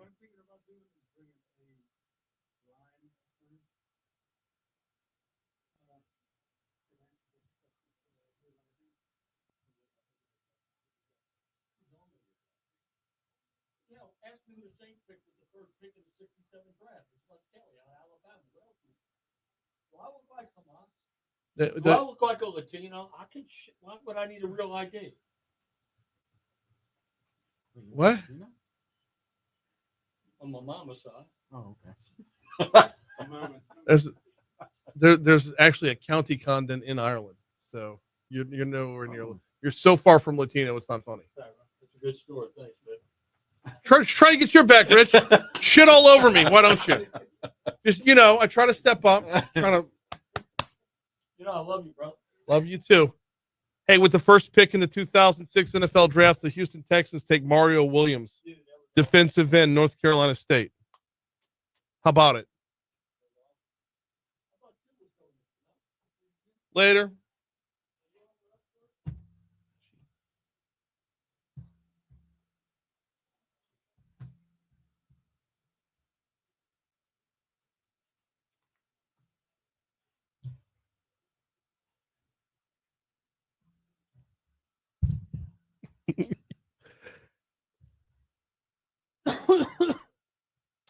(806) Talk 107.3 FM, WBRP, mornings with Brian Haldane, rolling right along. Hour 3 coming your way right now. Brian here with you, John LaBeouf producing. We got a busy hour. We're going to check in down in New Orleans on our next segment. Walt Leger from New Orleans and Company going to hop on board. Looking to put New Orleans on the worldwide map from UNESCO standpoint. Talk about a music city for sure. That's coming up in our next segment. Also this hour, District Attorney Hillar Moore and a pair of Sids.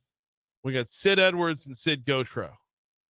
We're going to be talking about, among other things, the need to fund the DA's office and what that looks like on this weekend's ballot. We'll probably squeeze in a few different topics within there, but that's going to be a big chunk of the conversation. Right now, though, a big chunk of the conversation takes us to the river. Last Friday, the pedestrian bridge over by the Bell got knocked down or partially collapsed. Yesterday, a barge runs aground just south or slightly downriver from Skip Burtman Drive, and can't help but think the river level and the amount of water running down plays a part in this. So I thought maybe it's time we got Josh Eachus on the phone to figure out exactly where we are and where we're headed. Dr. Eachus, how are you, sir? Good morning, Brian. I'm doing okay. How are you today? I'm very well as well. So, yeah, recent headlines on Friday and yesterday. They start, not to mention all the recent headlines about, the animals starting to come in from the wild further upriver from here. It's getting a little reminiscent of 2011, though I don't think we're at that complete level yet. Where are we? Well, we are finding a level right around 42 feet right now, and that is just about our crest that we'll hit either tomorrow or Thursday around 42.4 feet. So we're about maxing out on those water levels as we speak. Okay, so historically, where does that put us? Really fairly unexciting. We've seen bigger crests in the last decade, in fact, 3 of them, and none of those are 2011. Right. We crested higher in 2018, 2019, and in 2020, around 43 or 44 feet. We actually had river flooding up into 2022. We just didn't the last 2 springs. So we're just kind of revisiting something that's fairly common around here in the spring season. We've got WBRZ's chief meteorologist, Dr. Josh Eachus, with us, talk about the river levels. That being said, though, while we're not anywhere near a record, it's a powerful force, to be sure. It's a lot of water. Yeah. It's a lot of water moving downstream. And that's why there's been, test openings to the Bonnie Carey Spillway. We covered that on WBRZ about 10 days ago. And they made sure that structure was fully functioning and ready to go in case they need to open that. We've not had any word yet of that actually needing to be operated. And of course, we're past the point where we would need the Morganza Spillway because the crest has already moved past Red River Landing. So all of that's good news. But it's a lot of water. It can be alarming, especially when you're on River Road and you realize you're looking up at ships. And remember, those levees are what stand between us and the big Mississippi River. So with this crest not being anywhere, we're not really near a record, but at the same time, though, like you said, it is daunting to look up and see the big cranes and the big ships and everything. What's our margin there? Like the difference between a record crest and where we're at right now? Is it not that, not the feet or inches, but like the amount of water it would take? I'm not asking for exact measurements here, but would it be some monumental weather event further upriver that we don't have right now? Yeah. I mean, essentially, the reason it's gotten so high at this point is because there was tremendous flooding in parts of Arkansas and Missouri, Kentucky, and Tennessee within the last month or so. And I mean, the Mississippi River drainage basin is massive. It starts in the upper Midwest and stretches all the way toward the east coast of the United States, and then funnels through a multitude of rivers downstream into the Mississippi. So really, any water that falls east of the Rockies, almost all water that falls east of the Rockies finds its way into the Mississippi eventually, and then into the Gulf. So a major flood event elsewhere has implications here. And I remind people, very little of what rain we see here does go into the Mississippi River. All of our water flows that goes into the local rivers and eventually the lakes. So that's the ironic thing about it, is we could have a nice, dry, long, quiet stretch here and see the Mississippi running high because of weather that's happened elsewhere. We got WBRZ's chief meteorologist, Dr. Josh Eachus, talking about the Mississippi River levels. You said cresting is going to be what? You said a couple days from now? Yeah, it should be tomorrow night or Thursday morning, and only about a quarter to a half a foot higher than where the level is right now. Is there any correlation between the Mississippi River's level and the other rivers around us? The Atchafalaya is the only one that has somewhat of an impact from the Mississippi River because of the old river control structure that's positioned up east or west of Wilkinson County. Mm-hmm. Some water is naturally diverted through a channel there into the Red River and Atchafalaya River, and that starts to work its way downstream too. The percentage is fairly small, though. It's in the 10 to 25% range of the water that's diverted out of Mississippi. All right, two more before we get you out of here, and I know this is just basic tutorial because it has been a couple of years since we've experienced this. One of them is when you see flooding upstream, when you see flooding upriver and major weather events upriver, give me that time frame of how long it takes to get from point A to point B. It is delayed. I mean, it's approximately, this major flooding happened, those areas I talked about 2 weeks ago. It was in the early part of April, and here we are at the end of the month, and we're starting to see that water nearing its crest. I mean, it did start rising fairly quickly, and we were already on our way up as we normally are in the spring season anyway, due to the combination of it being the rainy season in the north, a little bit of snow melt. Quick misnomer to clear up there is snow melt is not the biggest part of what goes into the Mississippi. It does typically come from rain events. Snow is a smaller factor. But this will be the time of the year where the water is often highest anyway. So when you throw in that heavy rain event, yeah, you'll see a rise over 2 to 3 weeks downstream here into the Baton Rouge area. It is daunting here, to say the least. Is it worse upriver or downriver from us? It was worse upriver. I mean, there were some major flood stage reached for areas in parts of Arkansas and northwestern Mississippi, Tennessee, things like that, really where the conjunction of all those rivers occurs. And I mean, we were seeing some wild video of just farmlands completely inundated, small towns on either side of the river that don't have the same level of levee protection that we do. Were inundated. So the crest does kind of spread out downstream, but so does the Mississippi River. That channel gets a little bit wider the farther south you go and move toward the Gulf. That levee protection, this will be the last one. I'll get you out of here, Josh. I appreciate it. The levee protection is the question I want to ask, but without that levee protection, the flooding's a lot more widespread. How long does it take them to dry out? The levee? No, anywhere upriver that doesn't have the levee protection. When you're looking at flooding based off of a river, how long does it take to dry out after that? You know what? I honestly I'd be speculating to comment on that. I'm not really sure. I mean, we could check into those areas pretty quickly as aerial or drone. I mean, their river levels have gone below flood stage, but you can only imagine it'd be like having a heavy rain event here. It just depends how saturated the ground already is, how much sun we have, additional rain, are things evaporating. So, I mean, you could kind of make that comparison. So look forward over the next 2 days for the river to crest and then eventually start to come down. He is WBRZ Chief Meteorologist, Dr. Josh Eachus. Thank you as always for the time, sir. No problem, Brian. Have a good one. You do the same. I mean, you had back-to-back headlines. You kind of have to check in, right? It's 8:14. Quick break. Coming back. Got Walt Leger next.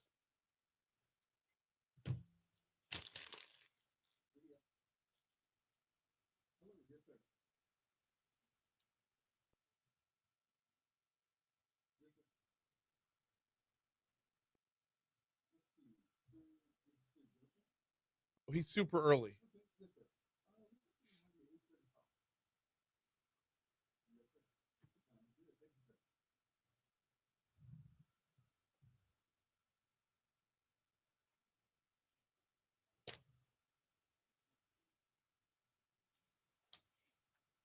That's hopefully Leger.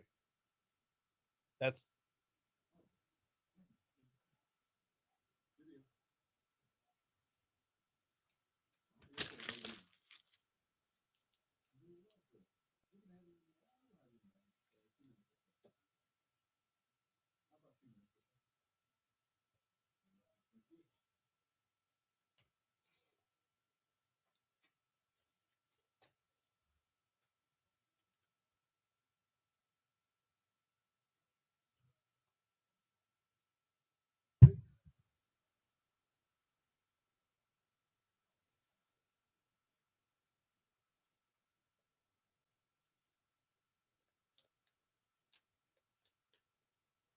what the butt. I've lost my rundown. And that's bad because on my rundown is my little sticker, little sticky note with my live reads. And I know I'm already 2 behind. Ah, there it is. All right.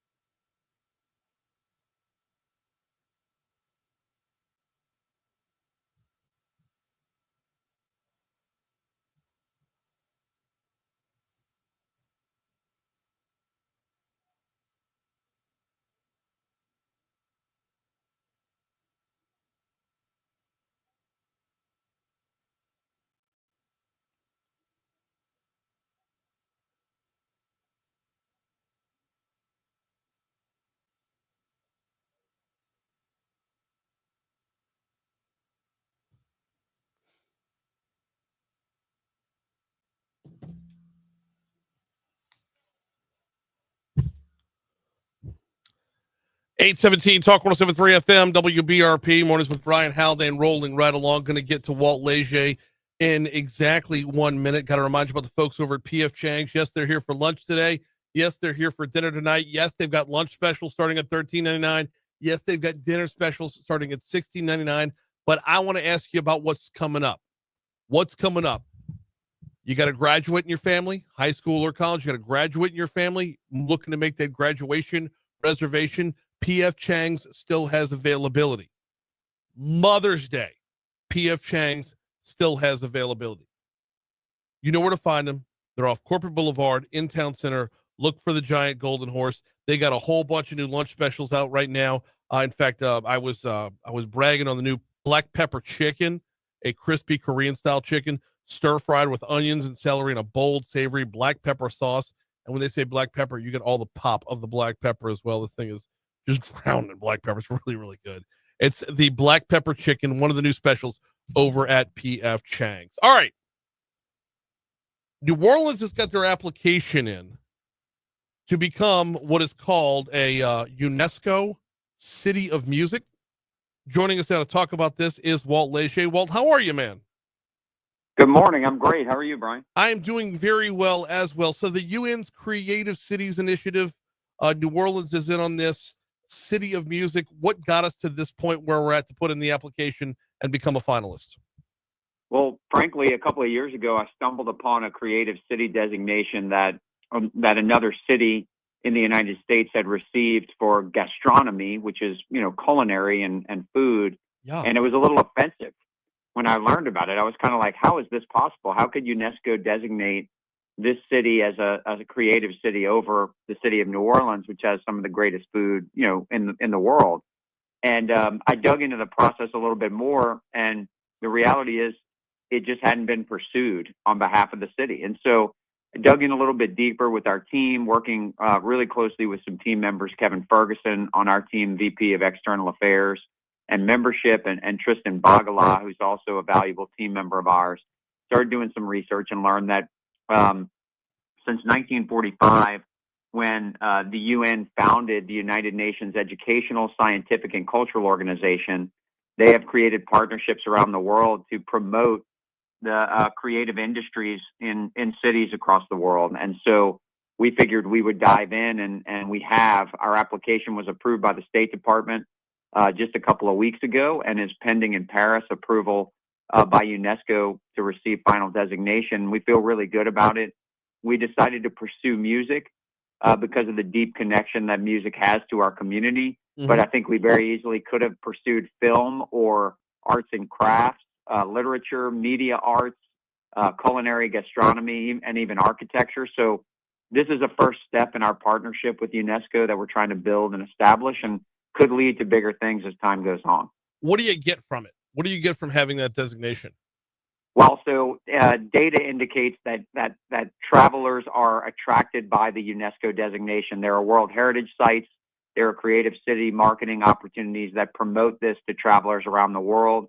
And the data shows that people are attracted to this, that they seek out this as almost a stamp of approval for significant cultural contributions. I think our city is known for our city, our region, our state is known for incredible culture. And in fact, we have a UNESCO World Heritage Site in the furthest northeast part of the state up at Poverty Point. Yep. So this is an opportunity to form partnerships with cities around the world that are already designated as creative cities, but also to further elevate New Orleans and Louisiana to the world and to travelers, and to attract new visitors who we just haven't, made it on their list to come to visit our city and contribute fiscally to the impact that it can have here in Louisiana and New Orleans. We got Walt Leger from New Orleans Company talking about the UNESCO application to become a city of music. Walt, who else is on this roster? Like, are there other cities of music already? Well, Kansas City has received designation already. What? And they are, which was surprising to me, and I think means that we're going to be incredibly competitive in this space. There are a few other U.S. cities that have been designated in other ways. San Antonio is one for gastronomy, and there are cities around the world that have been designated for music and for culture that we compete with every day. So trying to figure out why we haven't been there, it's just a matter of not having competed on this playing field. Mm-hmm. And I'm excited for us to get on it so that we can. And let's be very clear, when we're talking about this, we're talking about international travel, because I know in the back of a lot of listeners' minds right now is going to be, who doesn't know New Orleans for music, right? I mean, but we're talking about international travel and elevating y'all on that stage. Absolutely. I mean, we're talking about many cities in China that have been designated. We're talking about cities in Europe, in Asia, in Africa, around the world. We're talking about Casablanca. We're talking about Rio de Janeiro, cities that are highly competitive international destinations that have tapped into cultural tourism as a major driver. And so for us, this is a way for us to put ourselves on this scale. Some of these cities that you start looking at, if you're not sort of in this high-end cultural travel world, you're not even that familiar with. But as you dig into it and you see the richness of the culture, you recognize why people are going there. You think about the Cannes Film Festival in France, that's a designated city. Think about the city of Doha, also a designated city, all for a variety of different cultural reasons. Perth in Australia, London, of course, has been designated, Jakarta, Abu Dhabi, cities that we want New Orleans to be in that conversation. We want Louisiana to receive the benefit of that as well. We had the benefit of having a representative of UNESCO in this past weekend for Jazz Fest, and the comments that he shared with us were, how is it possible that we haven't formed this partnership already? New Orleans and the unique blend of culture is really a UNESCO city. So we feel really strong about this application. We're excited to kind of enter this world, and gives us another avenue to promote. We compete in so many different sectors, whether it's meetings, conferences, conventions. major sporting events and concerts, so many different ways. This gives us another way to compete and to elevate our cultural assets as well. Nice to have Jazz Fest in your back pocket when you're dropping that application in, right?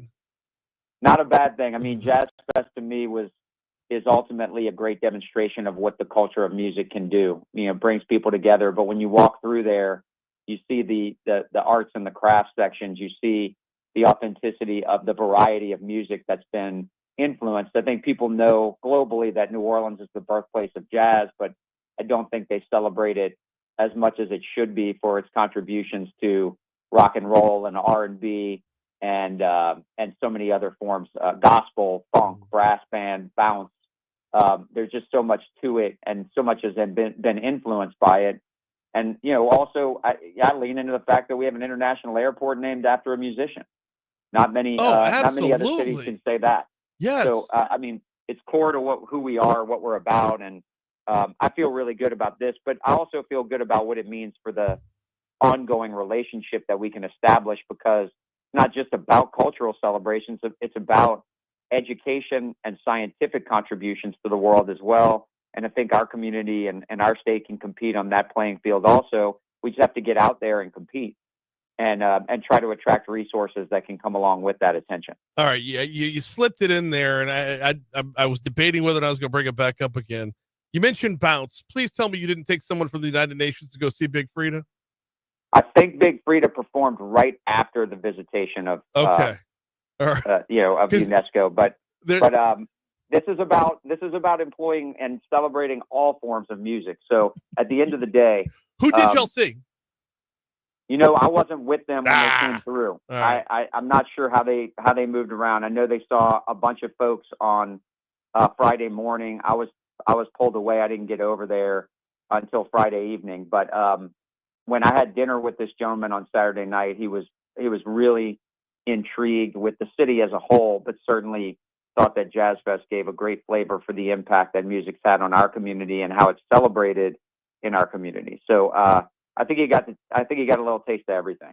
Well, it's not just Jazz Fest. I mean, it's everywhere around Jazz Fest. It's going to, Tipitina's or maybe over to Marigny or even up and down in the Quarter as well. Like there's so much music that surrounds the music. I mean, it's like an orbit of music.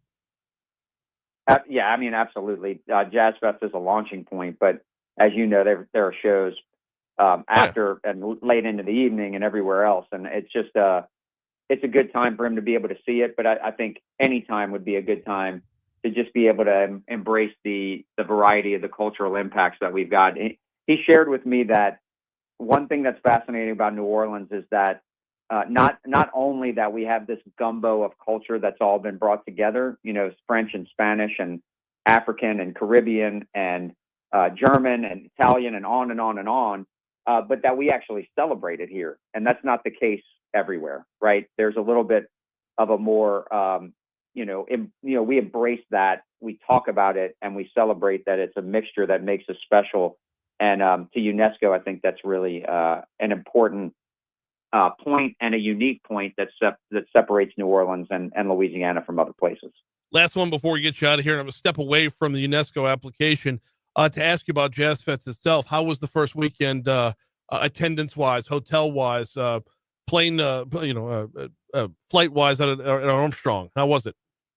Yeah, I mean, it was on par with the past couple of Jazz Fests. So, I mean, very good. It was excellent. Last year, Thursday, occupancy was 83%. It was about 80% this year. Okay. Last year, Friday was 86%. It was 87% this year. And Saturday last year was 87% and 89% occupancy this year. So a little bit higher on some days, very comparable. Occupancy is just one way of measuring that impact, obviously, because we've got so many people regionally coming in. But I think very good crowds. Obviously, people were enjoying the food and the music. The weather was pretty nice. Knock on wood, we can continue to have some of that. It was a little warm, but I think people would rather be warm than wet.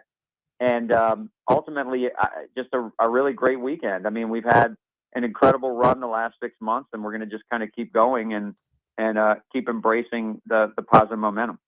He is Walt Leger from New Orleans & Company, talking about the UNESCO application. Walt, I appreciate the time as always, man. Thank you. Take care. Talk soon. You do the same. 8:30 at Talk 107.3 FM WBRP. Before we get you to news, got to remind you one more time about the Dreams Come True Radiothon. By the way, today presented by Luba, Dreams Come True. Well, Talk 107.3 in the Baton Rouge Clinic, bringing you the Dreams Come True Radiothon. Of course, Dreams Come True, an organization designed to help grant dreams for children battling life-threatening illnesses and their families. The Radiothon is presented today by Luba. Make your donation at talk1073.com. Quick break. We got District Attorney Hillar Moore and his band of merry men next.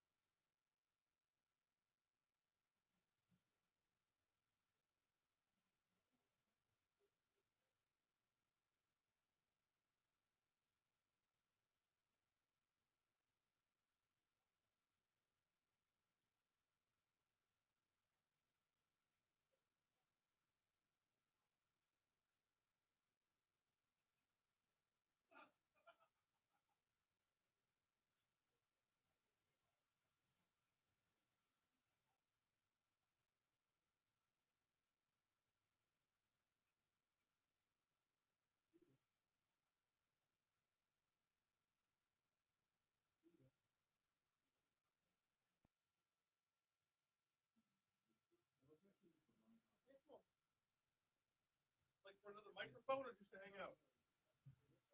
Absolutely. So we'll get y'all on that one and this one. I don't care. You DAs are usually pretty peculiar about where you go. I don't think so. So you're here. And I'll slide over this side.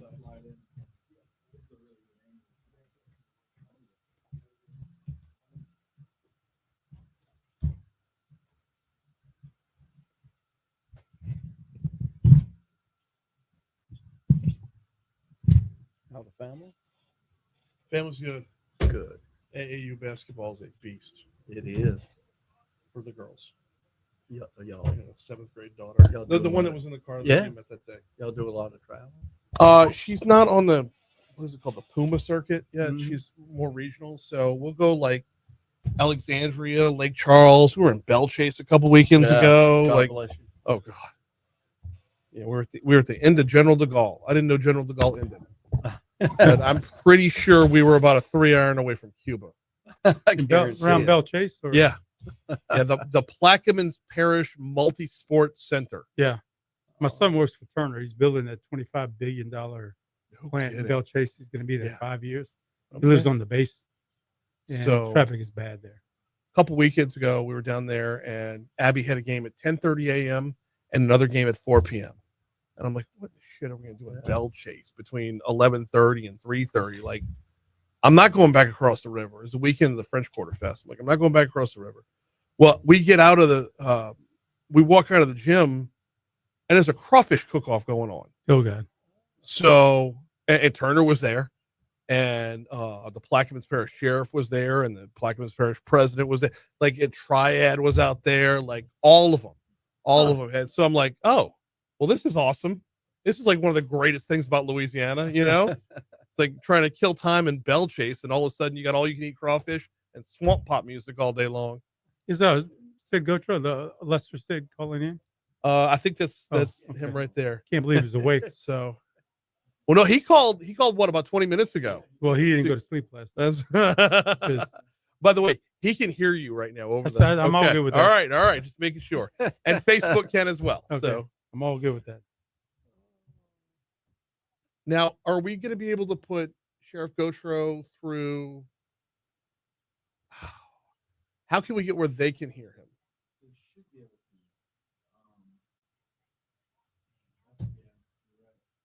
Because I'm the only one with a headset. You can tell us what he said. Okay.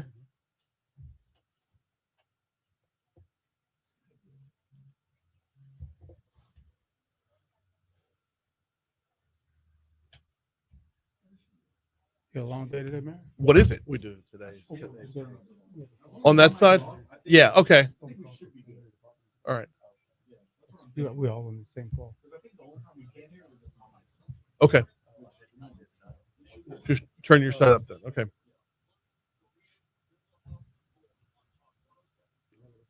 How you doing, Mason?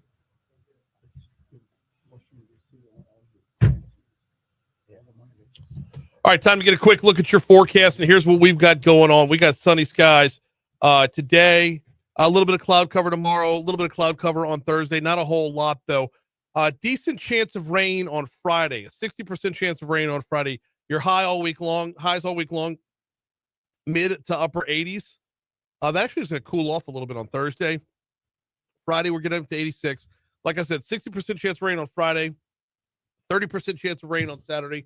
Then that clears back out again, and your highs are going to remain in the mid 80s into about the middle of next week. Right now, we got sunny skies at 75 in downtown Baton Rouge.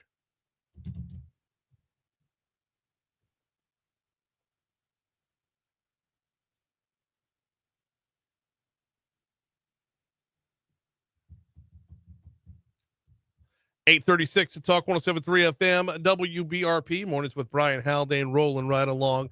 All right, the show's about to leave the rails, y'all. I don't know how to maintain control here. We've got District Attorney Hillar Moore in the house. We've got Mayor President Sid Edwards in the house, and we've got Sheriff Sid Gautreaux on the hotline. So we got a pair of Sids. How's everybody doing this morning? I tell you what, Sheriff Gautreaux, how are you doing this morning? Good morning, Brian. Doing fine. How are you? Doing very well. Hillar, how are you? Mayor President Edwards, how are you? Outstanding. Yeah, we're good. Okay. Y'all are all converging today. We got a couple of different things to talk about, but I would be remiss if we didn't lead with what's happening on Saturday, because everybody's got some level of interest in what's happening on Saturday. That is, when we go to the polls on Saturday, there will be a millage to fund District Attorney Hillar Moore's office. Sheriff Gautreaux, can I start with you as to why this is important? Sure. I can tell you that Hillar's in dire straits with his office, and I've known this for years. We've been working through things together to try to help him as much as we can, but he and his office really need this. We're short of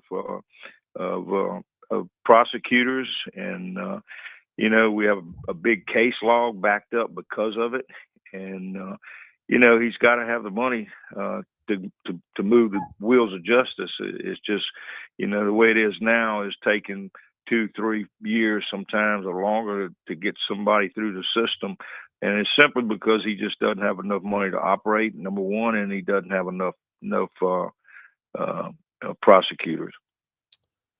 District Attorney Moore, following up on that, when the system is that backlogged, what are the effects and the ramifications that affect Sheriff Gautreaux's world? Delays justice, and the officers unfortunately see someone they put in jail let out of jail and back on the street again, only to be rearrested.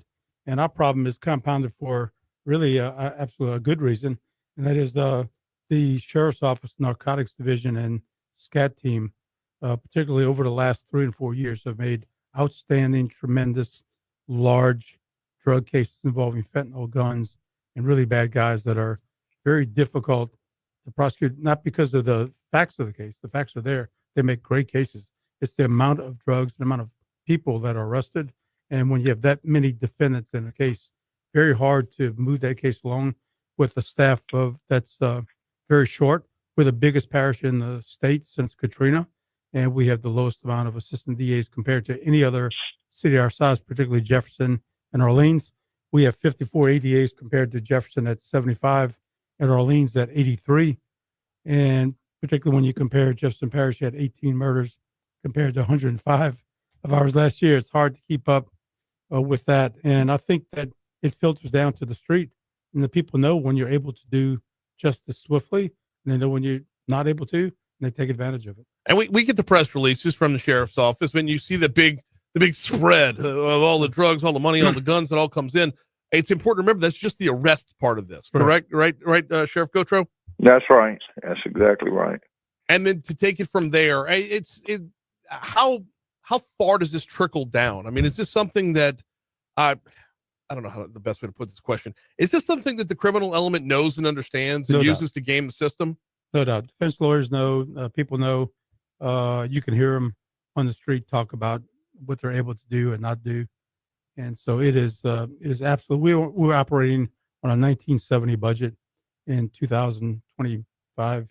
And it just does not work. Also, I've lost so many employees that are really valued employee with a lot of time, a lot of service to the Attorney General's office and the United States Attorney's office as judges. And so we are not only short-staffed, but we're very young. Let's bring Mayor President Edwards in on this. Coach, you've had to make a lot of tough calls lately, budgetary calls lately. I would imagine that what's coming up on Saturday plays into the would help lighten the load a little bit. Oh, it would big time. And I'm echoing what the sheriff and our DA said is Hillar just said it, operating in the 1970s. And I found out across City Parish in a lot of areas. It's just that this happens to be an area that I personally ran on, and that's public safety. I think it's critical. And I echo again that the folks out here that are committing these crimes, especially the violent crimes, they know the game. And they know that the bad actors know the game. And my whole thing with a mom and a sister and granddaughters and a wife, I think Saturday's vote is as important as any we've had in quite a while. You got a little firsthand look yesterday, if I'm not mistaken. Your office was out in the streets yesterday, left at walking around Bel Air High, around that area yesterday evening. We had a wonderful evening. And Brian, the thing with this crime deal, there's so many tentacles on it. Saturday's a piece. It's a big piece. But everything from social programs to getting in the community to more law enforcement officers on the street, all the stuff, blah, blah, blah. Right? So now we're working hard on trying to do that. And the way I look at Saturday for Hillar and those guys is for the cost of a cup of coffee a month. That will be a big bite out of what we're trying to do to keep Baton Rouge and our entire parish safe. District Attorney Moore, follow up on that cost part of this, because I think that's an important role here, an important part here, is that the number of times we've gone to the polls to vote for things we've wanted. Yes. Now we're going to the polls to make a decision on something we need. Cost-wise, what kind of revenue is this going to generate, and what is like our individual cost going to be? So the coach said a cup of coffee is probably a little bit less than that, but it's maybe 3 raw eggs. He drinks really bad coffee though. So it'll generate 24 million. We'll realize 21 of that because of the sheriff as the tax collector. You know, from the Bible, he gets his part of it. So, right on the top. But I also give up the 8.7 million that the city parish has traditionally given me every year. So the mayor now and the city council will get that money back. And the question is, how can he use that money by public defender, police, sheriff, coroner, which is good for him to have. Actually saw a story about the public defender's office being in your corner on this one, because this would be kind of a domino effect here. If we can pool money towards your office, you can kick money over to his office, and his office can help fund the public defender's office. Because you don't want to have an outsized DA versus the public defender. We go against the public defender 75% of the time. Right. So they have to be adequately funded as well. And hopefully this will allow the mayor and the city council to do that. What does 24 million buy us? It's just in rough terms. We believe that we will be able to staff up to be equal to Jefferson and Orleans in the number of ADAs and support staff. So probably 15 more assistant DAs, which is huge for us, plus the staffing, analysts, investigators, secretaries, the ability to download cell phones, technology that we just can't keep up with now. So it'll put us on par with those other two smaller parishes. Sheriff Gautreaux, let's talk about this. What would be added to District Attorney Moore's office? how does that help you in your fight on the front end? Because I mean, once you've made the arrest, your job isn't over at that point. So talk to me a little bit about the working with Hillar's office and how that coordination helps get us across the finish line. Well, it's tremendous. The way Hillar has worked with us over the years. I mean, it's been really great. We have a great working relationship. And he mentioned our narcotics, which is part of our gang intelligence unit, which is also, we brought in our street crime unit to work in it, and our intelligence group as well. But it really, it's discouraging. Not that we're not going to do our job. We constantly do our job, and that's evident by what you see in the news every week, what these guys are doing. But it's like Hillar said, it bogs down the whole system. And of course, I wear 3 hats. As Hillar said in the Bible, I'm the tax collector, but I want to comment on that. I am not the tax assessor. I am just the tax collector.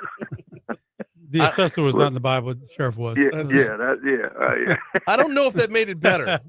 It doesn't make it any better. My wife was one of my biggest complaints whenever we get it, our notice as well. But really, helping us. I wear 3 hats, tax collector, but I also have responsibility for corrections and the criminal office. But it helps us move people through the system quicker, which is a benefit to everybody involved.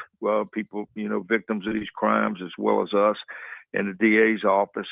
And, it helps us move people through, rather than sit there for years waiting to go to court. This ought to allow us to get more traffic moving through there, where people are not just sitting there and we're having to clothe and feed and house them until they go to court.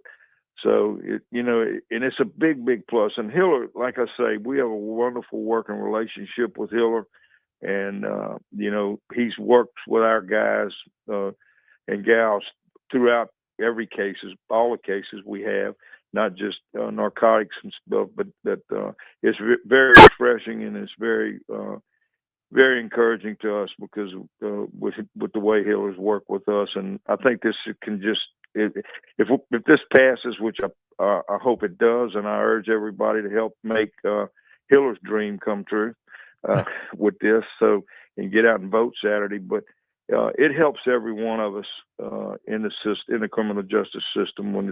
If I'm not doing my job, or we're not capable of doing our job from finances or something, it's all a part of the wheel, and it slows things down tremendously.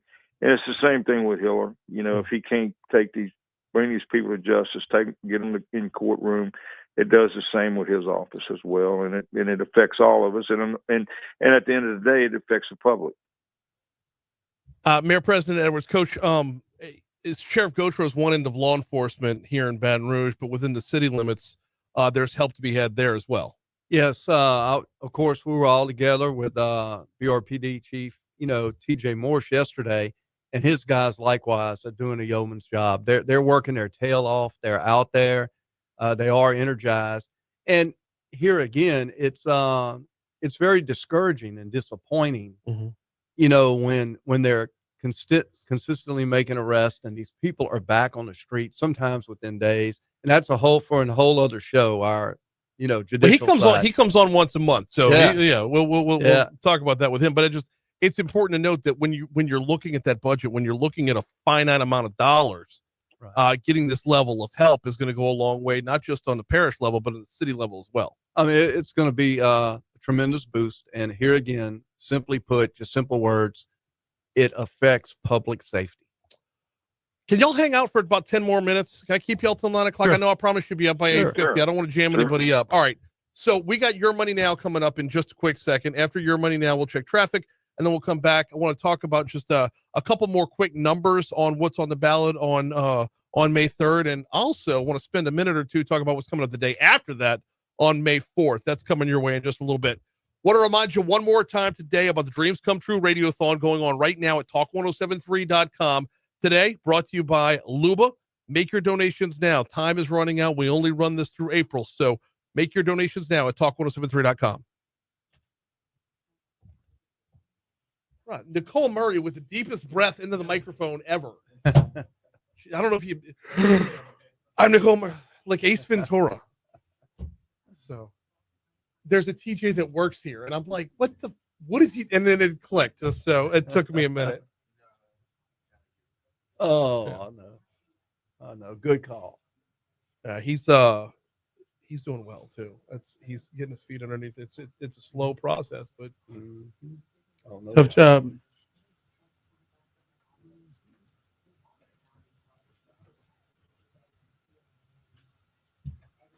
You have somewhere to be at 9. I had a meeting, but Anthony Marino at the airport. Wife died. Huh? Yeah. What happened? She had cancer. Okay. Yeah. I just found out yesterday, and then I'm going to Woodlawn Elementary, bringing Happy Meals, a whole bunch of nuggets. I don't know. How many times have you done that now? This will be the third school. Won't you do it for one school?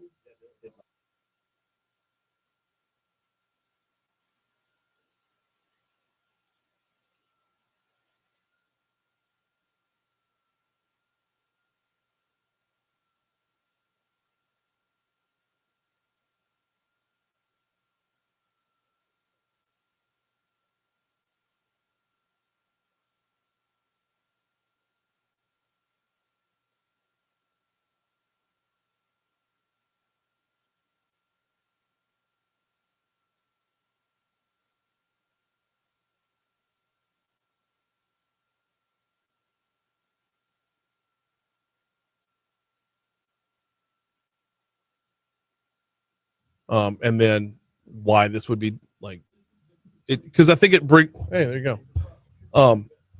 Where your funding comes from right now, and that kind of when you put those numbers side by side, it really shows what a big difference will make. Yeah.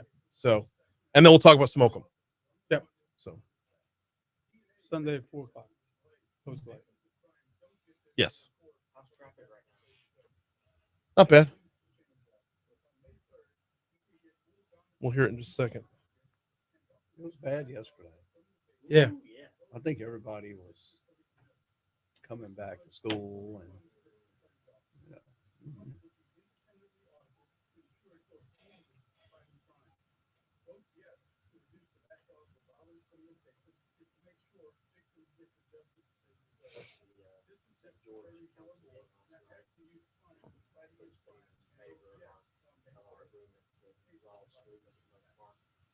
good.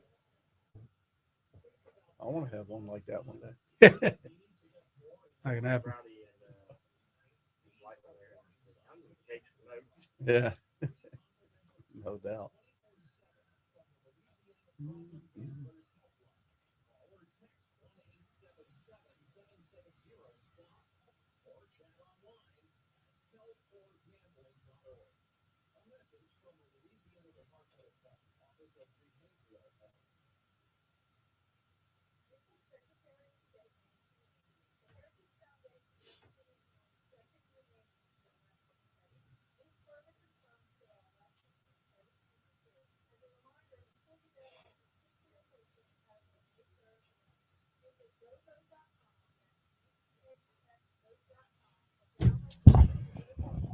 All right.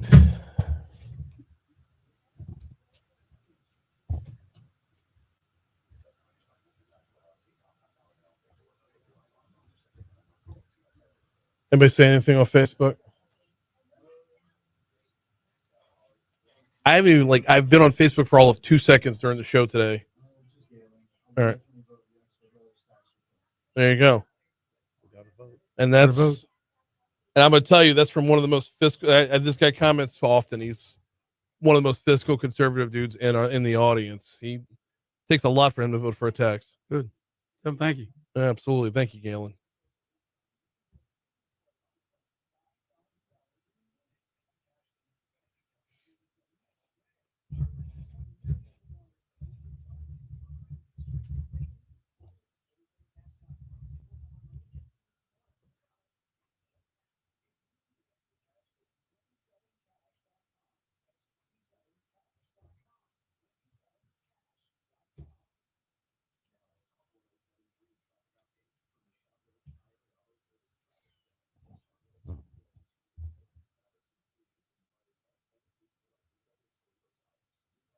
Mason, you going up to Capitol today?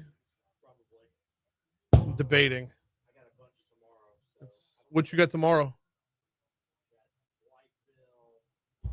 Was that tomorrow? Dixon stuff?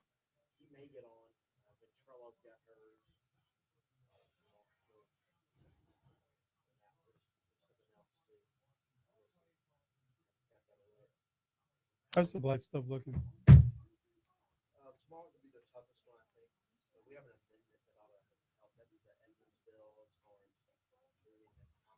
Edmonds. Good. We need that. I will put my call out today. See if we can't get him on tomorrow morning before it starts. Right. Yeah. Took me forever to get him on the show. And after the first time, it's like I might as well be Wonka's Chocolate Factory. It's awesome. 8:56 Talk 107.3 FM WBRP mornings with Brian Haldane rolling right along. We got about 3.5 minutes left with Mayor President Sid Edwards, District Attorney Hillar Moore, and Sheriff Sid Gautreaux. District Attorney Moore, where does your funding come from right now? So currently, although we are a state constitutional office, we only receive 18% of our funds from the state, and that equates to $50,000 per each 54 assistant DAs. And as you know, we can't hire a lawyer for $50,000. No. So although they give us that money for each ADA, we have to come up with an additional 10 just to start a new lawyer at 60, and then it costs us $30,000 in healthcare benefits, et cetera, to fund that position. Yeah. So although they give us 50, it costs us at least 90. Okay. And then the rest, 8.7, the bulk of the money comes from the city parish, and that's been the historical number that we've always had. Mhm. The rest of the money is kind of passed through money through federal grants and things of that nature, or self-generated fees.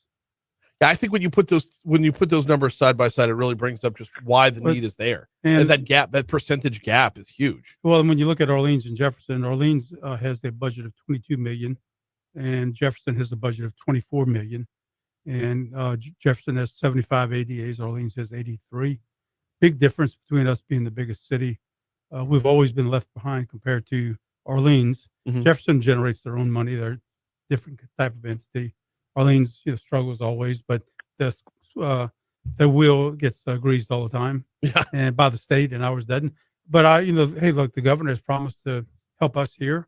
Mhm. He knows what we're going through. Have a meeting with him Monday morning. Okay. And so I want to follow up on that. Looking forward on that. All right. Well, sometime between so election day is May 3rd. This is on the ballot throughout East Baton Rouge Parish, and it is of the utmost importance, to be sure. Now, got about a minute and a half left, guys. I wanted to make sure we touched on this before we got y'all out of here.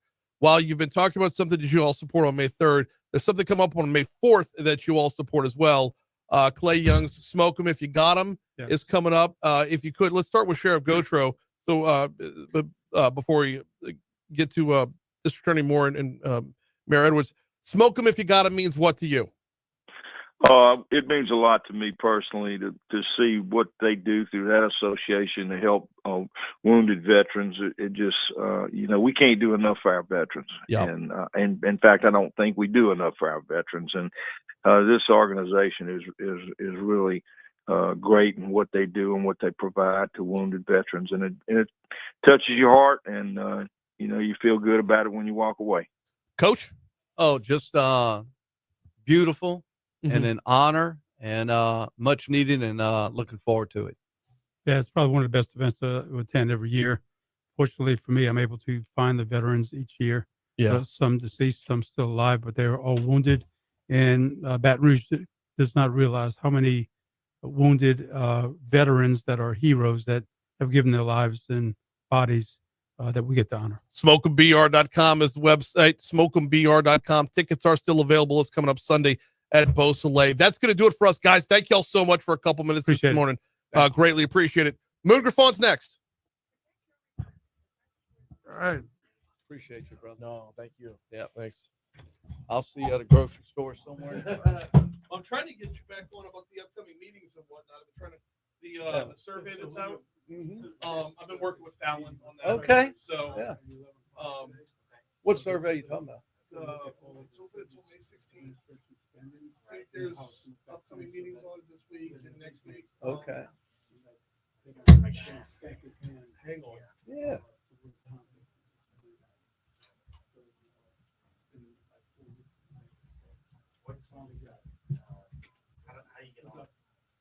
Wait, you know what? It would be quicker to look at my text thread with Fowler.